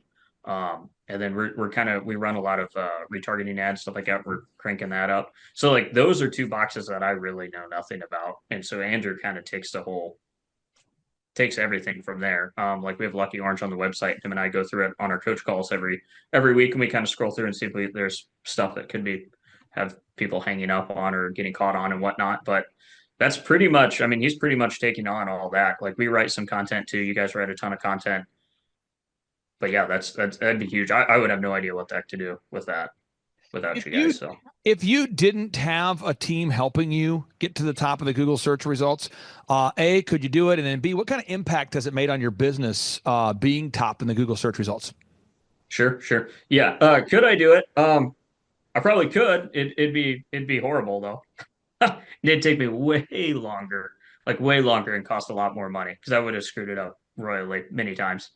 The impact is huge because obviously people find us on Google. We've got like several of our largest customers have came from a simple Google search, and they're like people that we've been trying to Dream 100 market to before that for years, and they basically didn't know who we are. And then one of these days, somebody's just Googling at their company and finds us, and they book us. And that's so much easier too when they find us on Google and they call us to book it. Like it's light years easier because now it's like they're looking for us. It's not we're cold calling them and trying to get them to buy something. So it's more so like order taking at that point instead of having to sell. So I mean, it's a huge impact. Now, next area here, and again, this is all people always say to me, they always say, Josiah, people will say to me, they'll say, Clay, what is the most important thing I need to do to grow my company?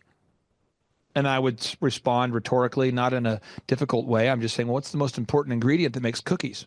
Is it butter? Is it eggs? Is it chocolate chips? They say, what? I said, well, what's the most important part of the house? I mean, is it the framing? Is it the tile? Is it the countertops? Could you skip the footings? Could you skip the rebar? Could you skip the framing? Could you skip the shingles?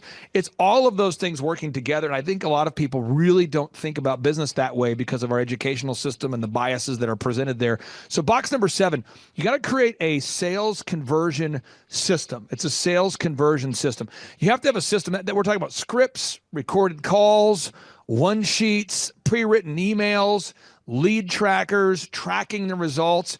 How has tracking the results and having a turnkey system in place impacted your business?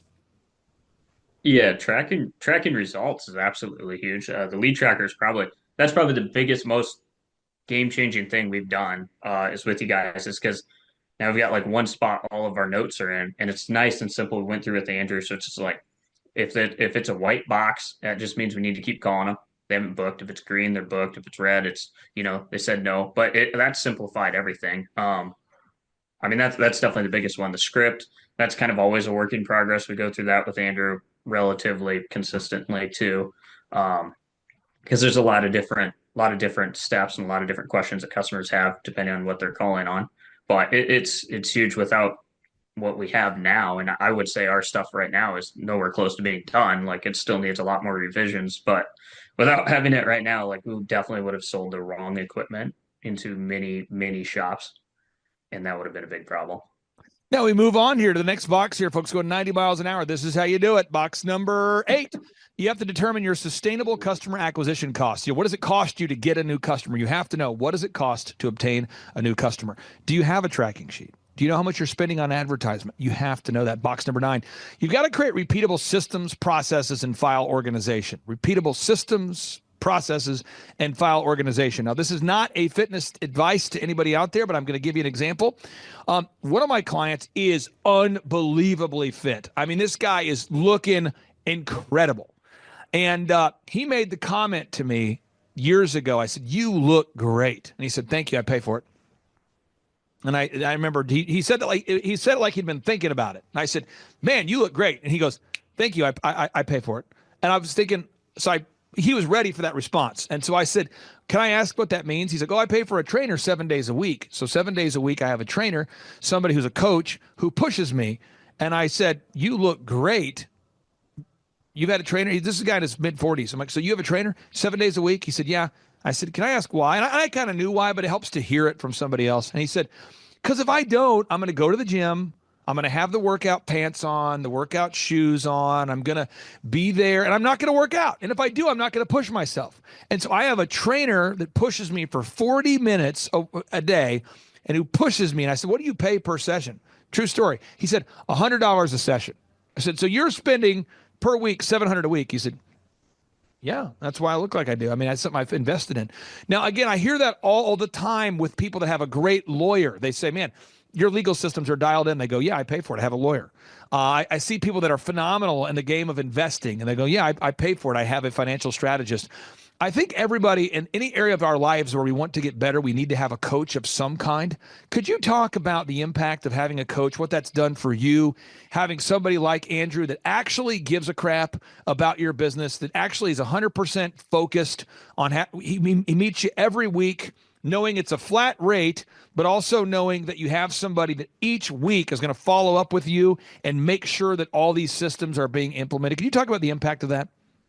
Yeah, it's huge. I'd say the biggest impact is probably every week kind of pulling me out of turtle view and back up into kind of a looking further out. So like I commonly like for a long time, especially in the beginning, I was still doing a lot of technician work. Not so much anymore, but I was doing a lot of technician work. So it was like every Wednesday was like our call. That's like what got me back up to the point of thinking about, oh, okay, I'm actually building a company, eventually we're gonna have somebody in this role. I'm not gonna have to do this forever, that kind of deal. But it's big. I'd say a lot of it's just like, of course, the accountability and getting numbers in your tracking sheet and stuff like that so you know where you are and if you're gaining or not. But I'd say the bigger thing is like helping you get out of your own head and kind of see, at least for me, helping me get out of my own head and see that, oh, okay, I'm not trapped, and here's the next step I can do to get us a little bit further down the road. And he really kind of pulls that out because a lot of times I'll feel like I have no idea what to do next to keep growing the company. But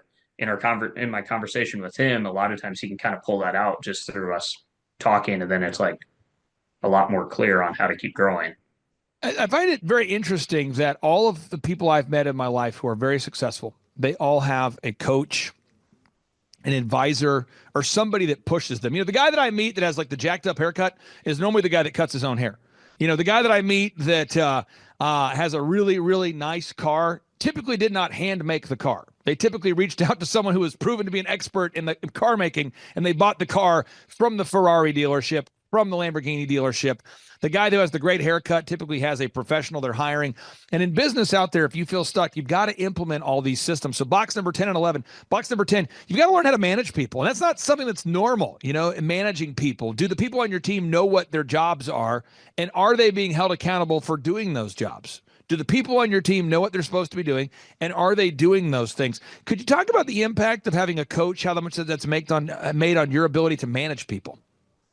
Yeah, that's another area that's really helpful because, I had no management experience prior to this.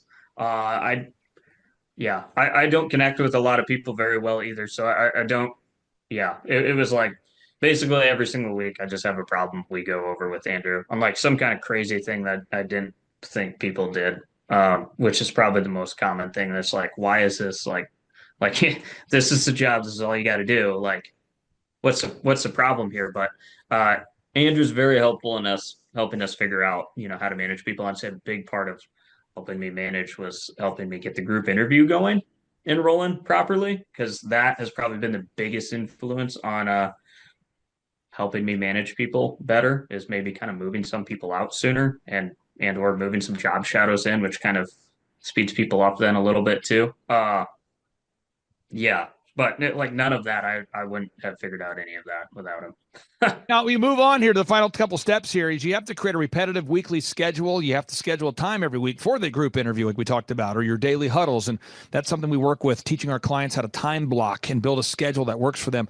Box number 12, teaching you how to hire and recruit great people. How do you hire, inspire, train, and retain great people? Box number 13, step number 13, you got to create an accounting system so you're actually aware of your money. Where's it going? But all of this, the whole point of doing all this, box 14, is so that you can achieve success in the area of your faith, your family, your friendship, your fitness, your finances, your fun, your focus. And so I encourage everybody out there, make a list today. What are your goals for your faith, your family, your friendship, fitness, your finances, your fun, your focus? What are your goals for faith, family, friendship, fitness, finances, fun, focus? What are your goals? And then the business exists just to help you achieve those goals. And so my final two questions I'd have for you, the listeners out there know that we've helped you with accounting and branding and online ads and search engine optimization. But my final two questions for you would be this. If you could explain to somebody in 60 seconds or less-ish, what kind of an impact has weekly business coaching made on you and your business?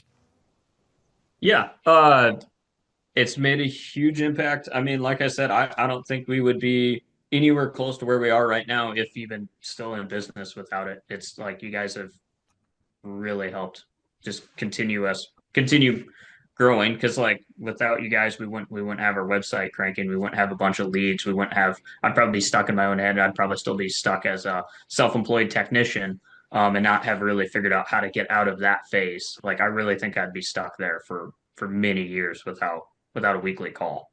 Final question. There's somebody out there that is a big statistic guy. They want to see stats. I'm not asking you for your private numbers, but as far as a percentage, how much have you grown since we met you? Are you up like 2%, 7%, Yeah. 10%? What kind of a percentage, or how would you quantify that? Yeah. When we met, we were probably at, I don't know exactly know what the percentage, but you could probably figure it out. When we met and first started with you guys, we probably had done like maybe 60 grand in a year.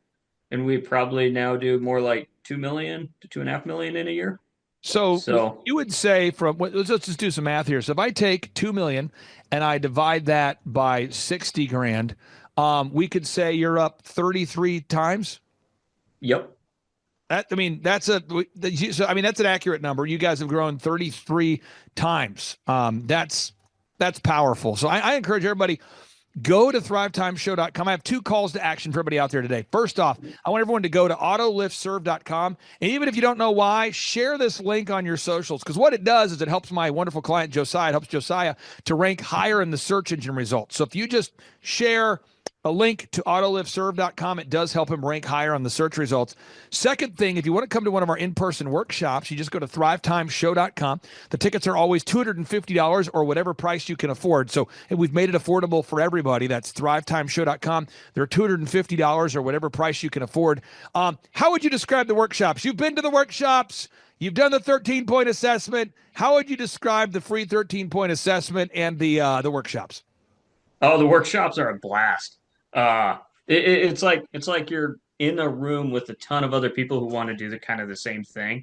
And it's probably the most, I don't know. It's just excellent. Like you just got to go. Like you go in, there's the whole thing is very different. Like I've never seen anything like it. You get to see a bunch of people who, like I said, are kind of in the same boat as you, and meet them. And they're not normally just people who are kind of like, I'm just trying to sell insurance to this small group that you're somehow a part of in your town. But no, these are like people who are like really growing their companies. Like I can think of like Ryan Wells, for instance, grows like crazy. Like he's a ton of fun to talk to when we go down there. And I always get new ideas from it too. Cause I'm like, wow, we're really dropping the ball in this area and these guys are killing it. So it's awesome. Well, congratulations on baby number one. Thank you for carving out time for us. I encourage everyone one more time, folks, if you haven't checked out that website, it does help our wonderful client, Josiah Ragsdale, to rank higher if you visit that website. So you might say, how do I do it? All you got to do is just go on over there to AutoLift. Let me pull it up again here. It's the domain is AutoLiftServe, AutoLiftServe.com, Auto, L-I-F-T, Serve, S-E-RV. If you go there, what it does is it helps our client rank higher in the search results if you share today's link, if you share a link to his website. So make sure you do that, folks. Again, Josiah, thank you so much for your time, sir. And we'll talk to you soon. Thanks. Bye-bye. Clay, my honor to be on your show.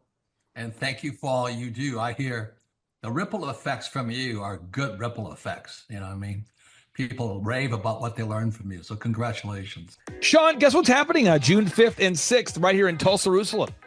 We are probably going to have an amazing business conference here at Tulsa, Jerusalem. Yes, we're joined by Tim Tebow. Tim Tebow is going to be joining us right here at the Thrivetime Show World Headquarters, June 5th and 6th. He's a very successful football player, obviously a Heisman Award winner, but he's also a very successful entrepreneur.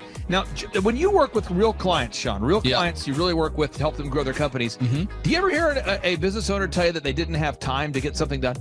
Every day. How often is not having enough time a problem for business owners? All the time. It's like maybe 90% of the issues as people are trying to grow their company. Well, Tim Tebow is going to come join us here at the in-person Thrivetime Show 2-day interactive business workshop, and he's going to teach us time management and his approach to personal self-discipline and getting things done. Also at the workshop, I'll put up on the website so people can see it here. Also at the 2-day interactive workshop, Sean, we are going to be, there it is. We're going to be teaching accounting, systems creation, marketing, human resources, how to hire, inspire, train, and retain great people, accounting, social media advertising, search engine optimization. Sean, what's the area where most clients ask you for help the most? Is it generating leads? Is it hiring people? What's the biggest issue that most business owners have by default before they come to one of our workshops? Well, I think it's management, because time is the most valuable resource for these business owners, and being able to manage their time is the first thing. Once they get that under control, then generally the numbers, being able to track their business and be able to make the best decisions based on numbers rather than emotions is a big area. And we teach all of this stuff at the business conference, particularly you, Clay. You love to hammer on time management. It's my favorite part of the conference. Now, I'm going to pull this up real quick here because we're going to go through. If you're not excited, I want to get you excited about what we're going to cover at the workshop here. Okay. All right. The 2-day interactive workshop. This is my 20th year hosting workshops. So I'm telling you, folks, we're in rare form here.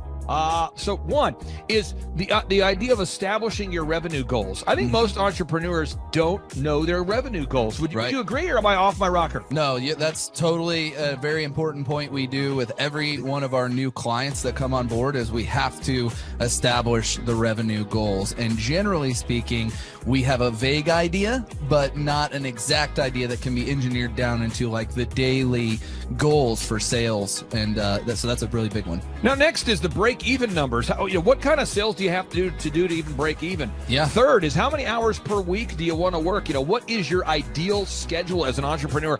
Box number 4, how do you stand out in the clutter of commerce? What makes your company unique from all the different businesses? In a world of brown cows, herds of brown cows, proverbial brown cows, the analogy of brown cows, how can you be the purple cow that stands out? How can you be the squeaky wheel that gets the oil? Box number 5, branding. How do you improve the perception that people have of you, your business, your brand? Box number 6, marketing, your 3-legged marketing stool. What is a turnkey way for you and your company to generate leads so you can succeed? Because if you don't have any leads, your business will bleed. If you can't sell, your business will go to hell. You've got to generate leads. Sean, how often do business owners by default tell you they have a hard time generating leads? It's almost all of the time. It's really a huge struggle. And many times they may be creating leads, but just through word of mouth. So they get to a point where we've implemented systems, and then they need to create more leads, but they've never had to do it. So there's a lot of different scenarios where business owners are like, how do you create leads? Something we hammer on at the conference a lot. Box number 7, create a sales conversion system. Again, box number 7, create a sales conversion system. Sales scripts, recorded calls, one-sheets, pre-written emails, lead trackers, all of the sales tools, the sales print pieces, the one-sheets, the big screens that you see inside the business. Whether you're a doctor, you're a dentist, you're a lawyer, you got to have sales systems in place. We help you with that. Box number 8, what does it cost you to get another customer? Step number 8, what does it cost you to actually acquire a customer? Step number 9, it's hard to build an organization if you're not organized. We're going to teach you how to create repeatable systems, processes, file organization. Box number 10, we're going to teach you how to manage people, real people on the planet Earth. This just in, we're going to teach you how to manage real people on the planet Earth. Box number 11, how to create a sustainable schedule that works for you and your family. Step number 12, how to create human resources systems for recruiting, hiring, training, and retaining great people. Box number 13, accounting. This just in, we have to cover accounting. It's not how much you make, it's how much you keep. We're going to cover all the accounting things you need to know. And step 14, finally, what is the point of even achieving success? We're going to go over what is the point of even achieving success, how to design a life that you're excited about, how to design a life where you carve out enough time for your faith, your family, your finance, your fitness, your friendship, your fun, and where you're going to spend your focused time. We're going to go through that, all this and more. Now, the workshop, Sean, it's June 5th and 6th. Yep. It's a 2-day interactive workshop. Yes. And tickets, we always do it. It's $250 or whatever price that someone can afford. Sean, why do we let people name their price? Why do we have scholarship tickets available if somebody can't afford the $250 general admission ticket? Well, we don't want anybody to miss out on it. You know, you could be at a startup phase or you could be, you know, way along in your business, but we want to make it accessible for everybody. I think it actually goes back to a story of your dad, and like it goes all the way back to how you've always done this as a business coach, trying to make sure that, you know, your average people out there have access to the things that work. Now, 7 a.m. to 5, Sean, why do we go from 7 to 5 both days? I mean, it's 10 hours a day.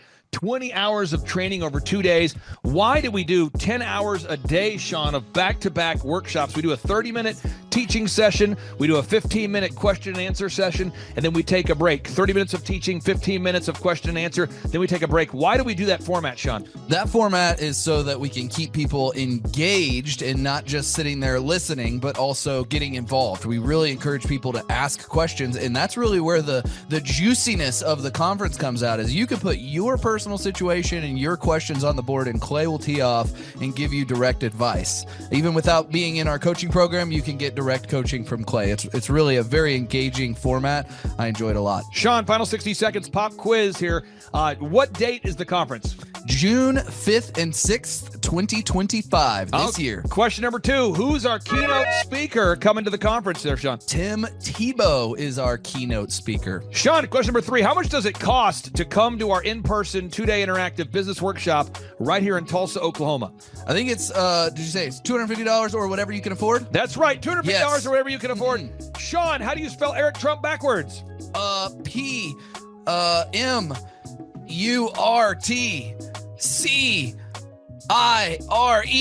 Ooh, that took a long time. I'll have to listen to this. Right. All right, again, that's Sean Lohman. I'm Clay Clark, inviting you to come join us at the in-person Thrivetime Show 2-day interactive workshop, June 5th and 6th, right here in Tulsa, Oklahoma. Sean, I'm excited to have this event. I'm excited to see you at the event, June 5th and 6th, right here in Tulsa, Oklahoma. Tim Tebow, baby. It's Tebow time in Tulsa, Jerusalem. You could be anywhere doing a lot of different things, but you chose to be here. Clay Clark is here somewhere. Where's my buddy Clay? Clay's the greatest. I met his goats today. I met his dogs. I met his chickens. I saw his compound. He's like the greatest guy. I ran from his goats, his chickens, his dogs. So this guy's like the greatest marketer you've ever seen, right? His entire life, Clay Clark, his entire life is marketing.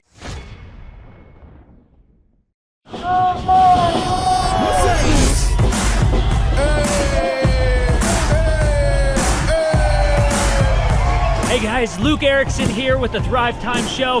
As you can see behind me, we've got all kinds of energy going on. People are starting to show up for the conference, and it is hot in this place.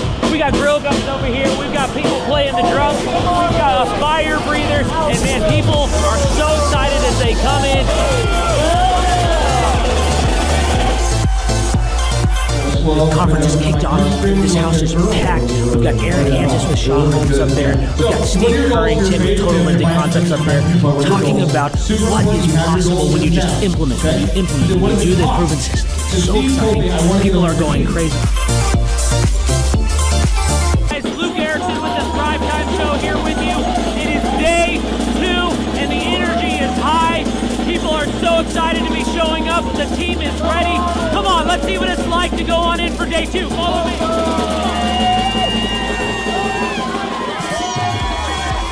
I'll tell you what, people are so excited to be here for day 2. It is going to be incredible. Cannot wait to see what today has in store.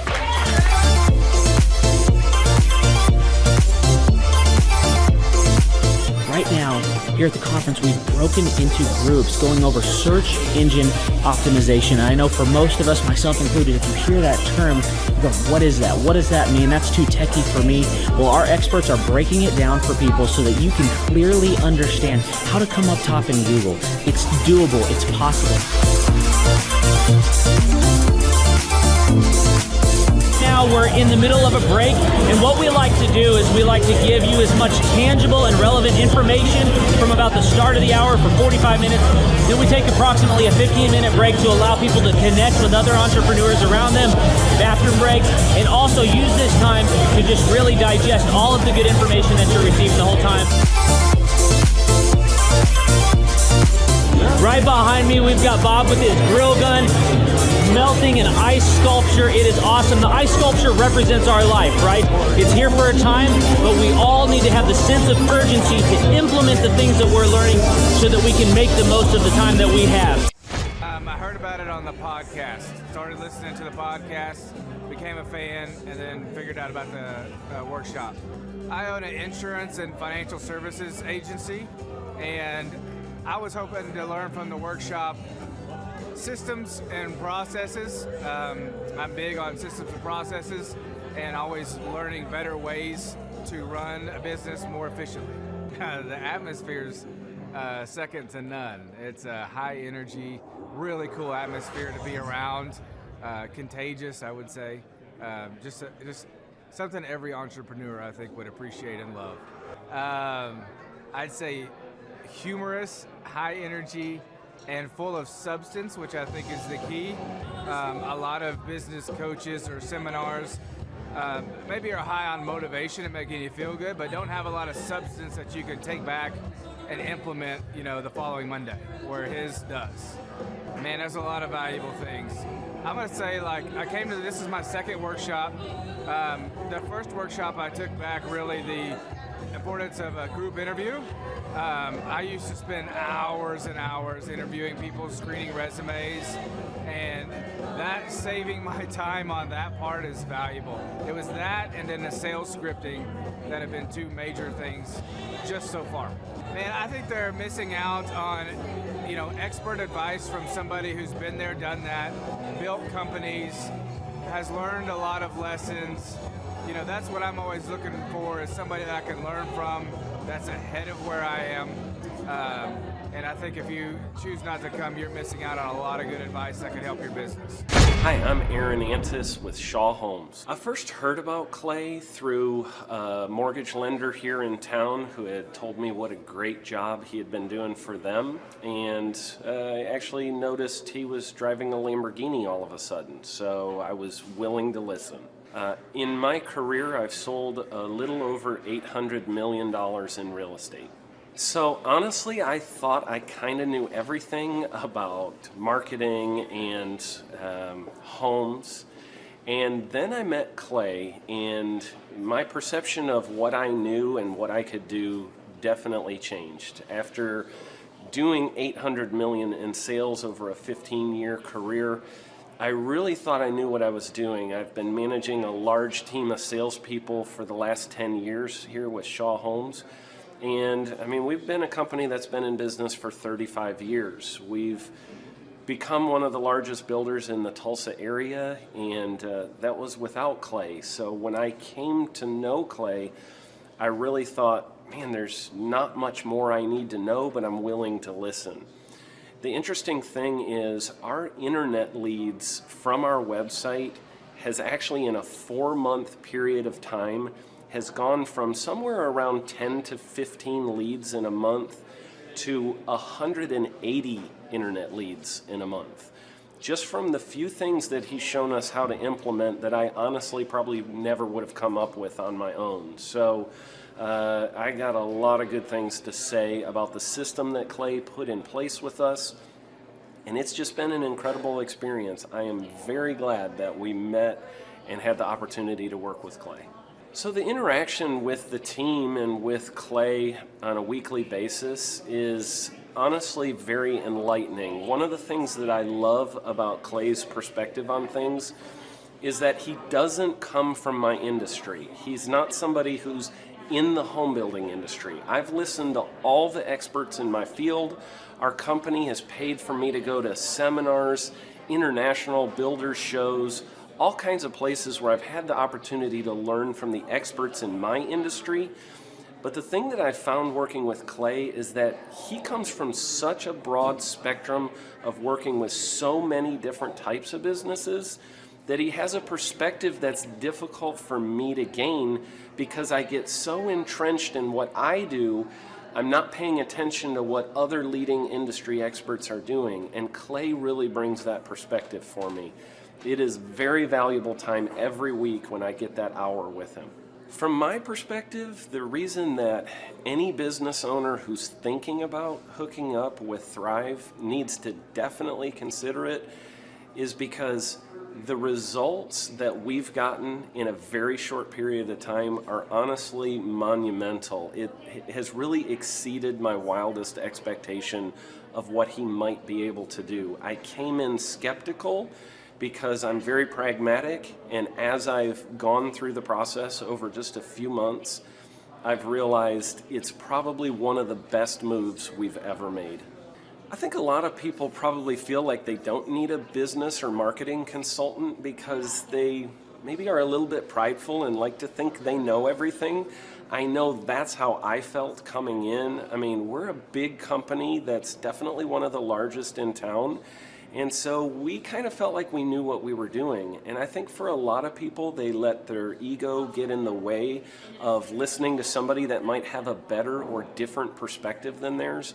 I would just really encourage you, if you're thinking about working with Clay, I mean, the thing is, it's month to month. Go give it a try and see what happens. I think in the 35-year history of Shaw Homes, this is probably the best thing that's happened to us. And I know if you give them a shot, I think you'll feel the same way. I know for me, the thing I would have missed out on if I didn't work with Clay is I would have missed out on literally an 1,800% increase in our internet leads. Going from 10 a month to 180 a month, that would have been a huge financial decision to just decide not to give it a shot. I would absolutely recommend Clay Clark to anybody who's thinking about working with somebody in marketing. I would skip over anybody else you were thinking about, and I would go straight to Clay and his team. I guarantee you're not going to regret it because we sure haven't.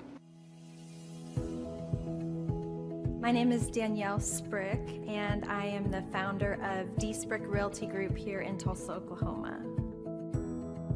After being a stay-at-home mom for 12 years and my 3 kids started school and they were in school full-time, I was at a crossroads and trying to decide what do I want to do? My degree and my background is in education, but after being a mom and staying home and all of that, I just didn't have a passion for it like I once did. My husband suggested real estate. He's a home builder, so real estate and home building go hand in hand, and we just rolled with it. I love people, I love working with people, I love building relationships, but one thing that was really difficult for me was the business side of things. The processes and the advertising and marketing. I knew that I did not have what I needed to make that what it should be. So I reached out to Clay at that time, and he and his team have been extremely instrumental in helping us build our brand, help market our business, our agents, the homes that we represent. Everything that we do is a direct line from Clay and his team and all that they've done for us. We launched our brokerage, our real estate brokerage, 8 months ago. And in that time, we've gone from myself and one other agent to just this week, we signed on our 16th agent. We have been blessed with the fact that we right now have just over 10 million in pending transactions. 3 years ago, I never would have even imagined that I would be in this role that I'm in today, building a business, having 16 agents. But I have to give credit where credit's due, and Clay and his team and the business coaching that they've offered us has been huge. It's been instrumental in what we're doing. Don't ever limit your vision. When you dream big, big things happen. I started a business because I couldn't work for anyone else. I do things my way. I do what I think is in the best interest of the patient. I don't answer to insurance companies. I don't answer to large corporate organizations. I answer to my patient, and that's it. My thought when I opened my clinic was I can do this all myself. I don't need additional outside help in many ways. I went to medical school. I can figure this out. But it was a very, very steep learning curve. Within the first 6 months of opening my clinic, I had a $63,000 embezzlement. I lost multiple employees. Clay helped us weather the storm of some of the things that are just a lot of people experience, especially in the medical world. He was instrumental in helping with the specific written business plan. He's been instrumental in hiring good quality employees, using the processes that he outlines for getting in good talent, which is extremely difficult. He helped me in securing the business loans. He helped me with web development and search engine optimization. We've been able to really keep a steady stream of clients coming in because they found us on the web. With everything that I encountered, everything that I experienced, I quickly learned it is worth every penny to have someone in your team that can walk you through and even avoid some of the pitfalls that are almost invariable in starting your own business.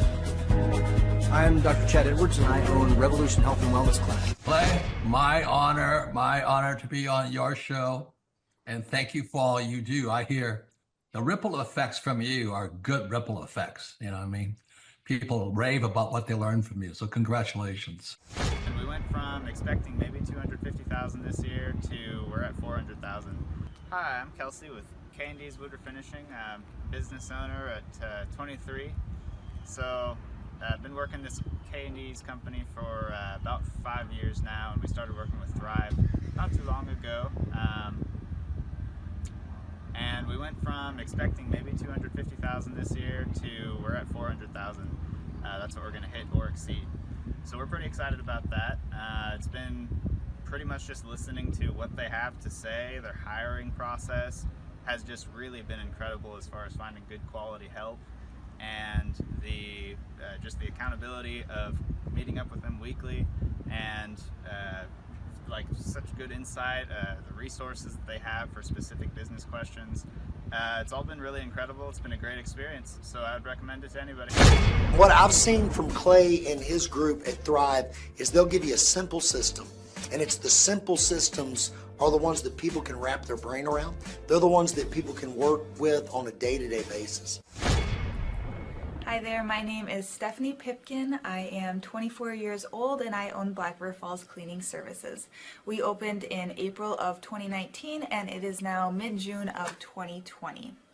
So I wanted to talk today about the success and growth I have achieved by implementing the Proven Path with Clay Clark's team and my business coach Luke from Thrivetime. It has been insane to say the least. I started working with them in mid-February of this year, so we're about 4 months in of working together, and it has completely transformed my business in pretty much every facet. So I'm gonna check my notes here. So in 4 months, my leads have tripled. I was getting probably like 2 leads a week. Now I'm getting more in the like 10 to 15 leads a week. I have doubled my number of employees. I'm now hitting the highest revenue weeks in the history of the company, week to week it seems like. We went from about 6 appointments today as our highest in February to now 14 to 15 appointments a day. And hiring quality employees has become much simpler and less stressful by using their systems for hiring. I typically only get maybe 2 complaints a month, if that, and everybody shows up to work. I just have really high quality employees now, especially in something people typically consider a high turnover type of work, you know, cleaning houses, cleaning businesses. I have amazing employees now, and I get rid of the ones who are not so amazing and bring on new ones because of, you know, group interviews shows and interviewing every single week.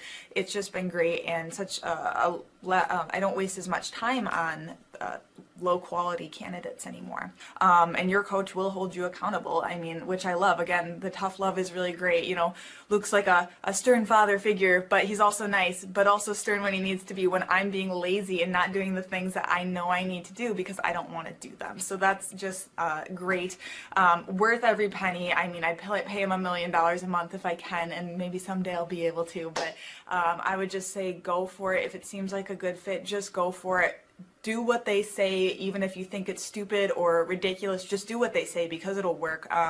You know, people, when they look at my business, you know, people in my town, they think I'm lucky. They think I'm just, you know, things just happen for me. And, you know, maybe I am lucky, but it has a lot to do with hard work and, you know, perseverance and, you know, working till you cry sometimes. That's just being an entrepreneur, which if you're a business owner, you understand that. But it's having these systems in place of, you know, of course I'm going to be successful. It's an absolute because I have all this stuff in the background happening, and I have Luke and Clay and everybody on their team working really hard to make sure that I'm a success. And I can tell that they are just so excited every single week when I'm having all these wins and things like that. They're so excited for me. So it's the best thing ever, and I would suggest to anybody to work with them. So sorry for the long-winded reply, but I just had so much to say, and I could go on for hours probably about how amazing they are. But thank you to Clay and Luke and the entire team there, everything you guys have done for me, and I am so excited to continue to work with you for years to come. Thanks so much for watching. My saying is, if it's important to you, hire a coach. And I think that's one of the reasons people are not successful is they eat a cheeseburger instead of hiring a coach, you know what I mean? And so my coach pushes me. They're younger than me. They push harder. They're trained. And as my rich dad always said, you know, amateurs don't have a coach, but professionals always have coaches. So I've always had coaches for whatever is important. And, you know, my rich dad was one of those persons. You're on it, man. You're on it. You're on it. Everybody listen to this guy. He knows what he's talking about. You have the macro picture. Very few people have that point of view.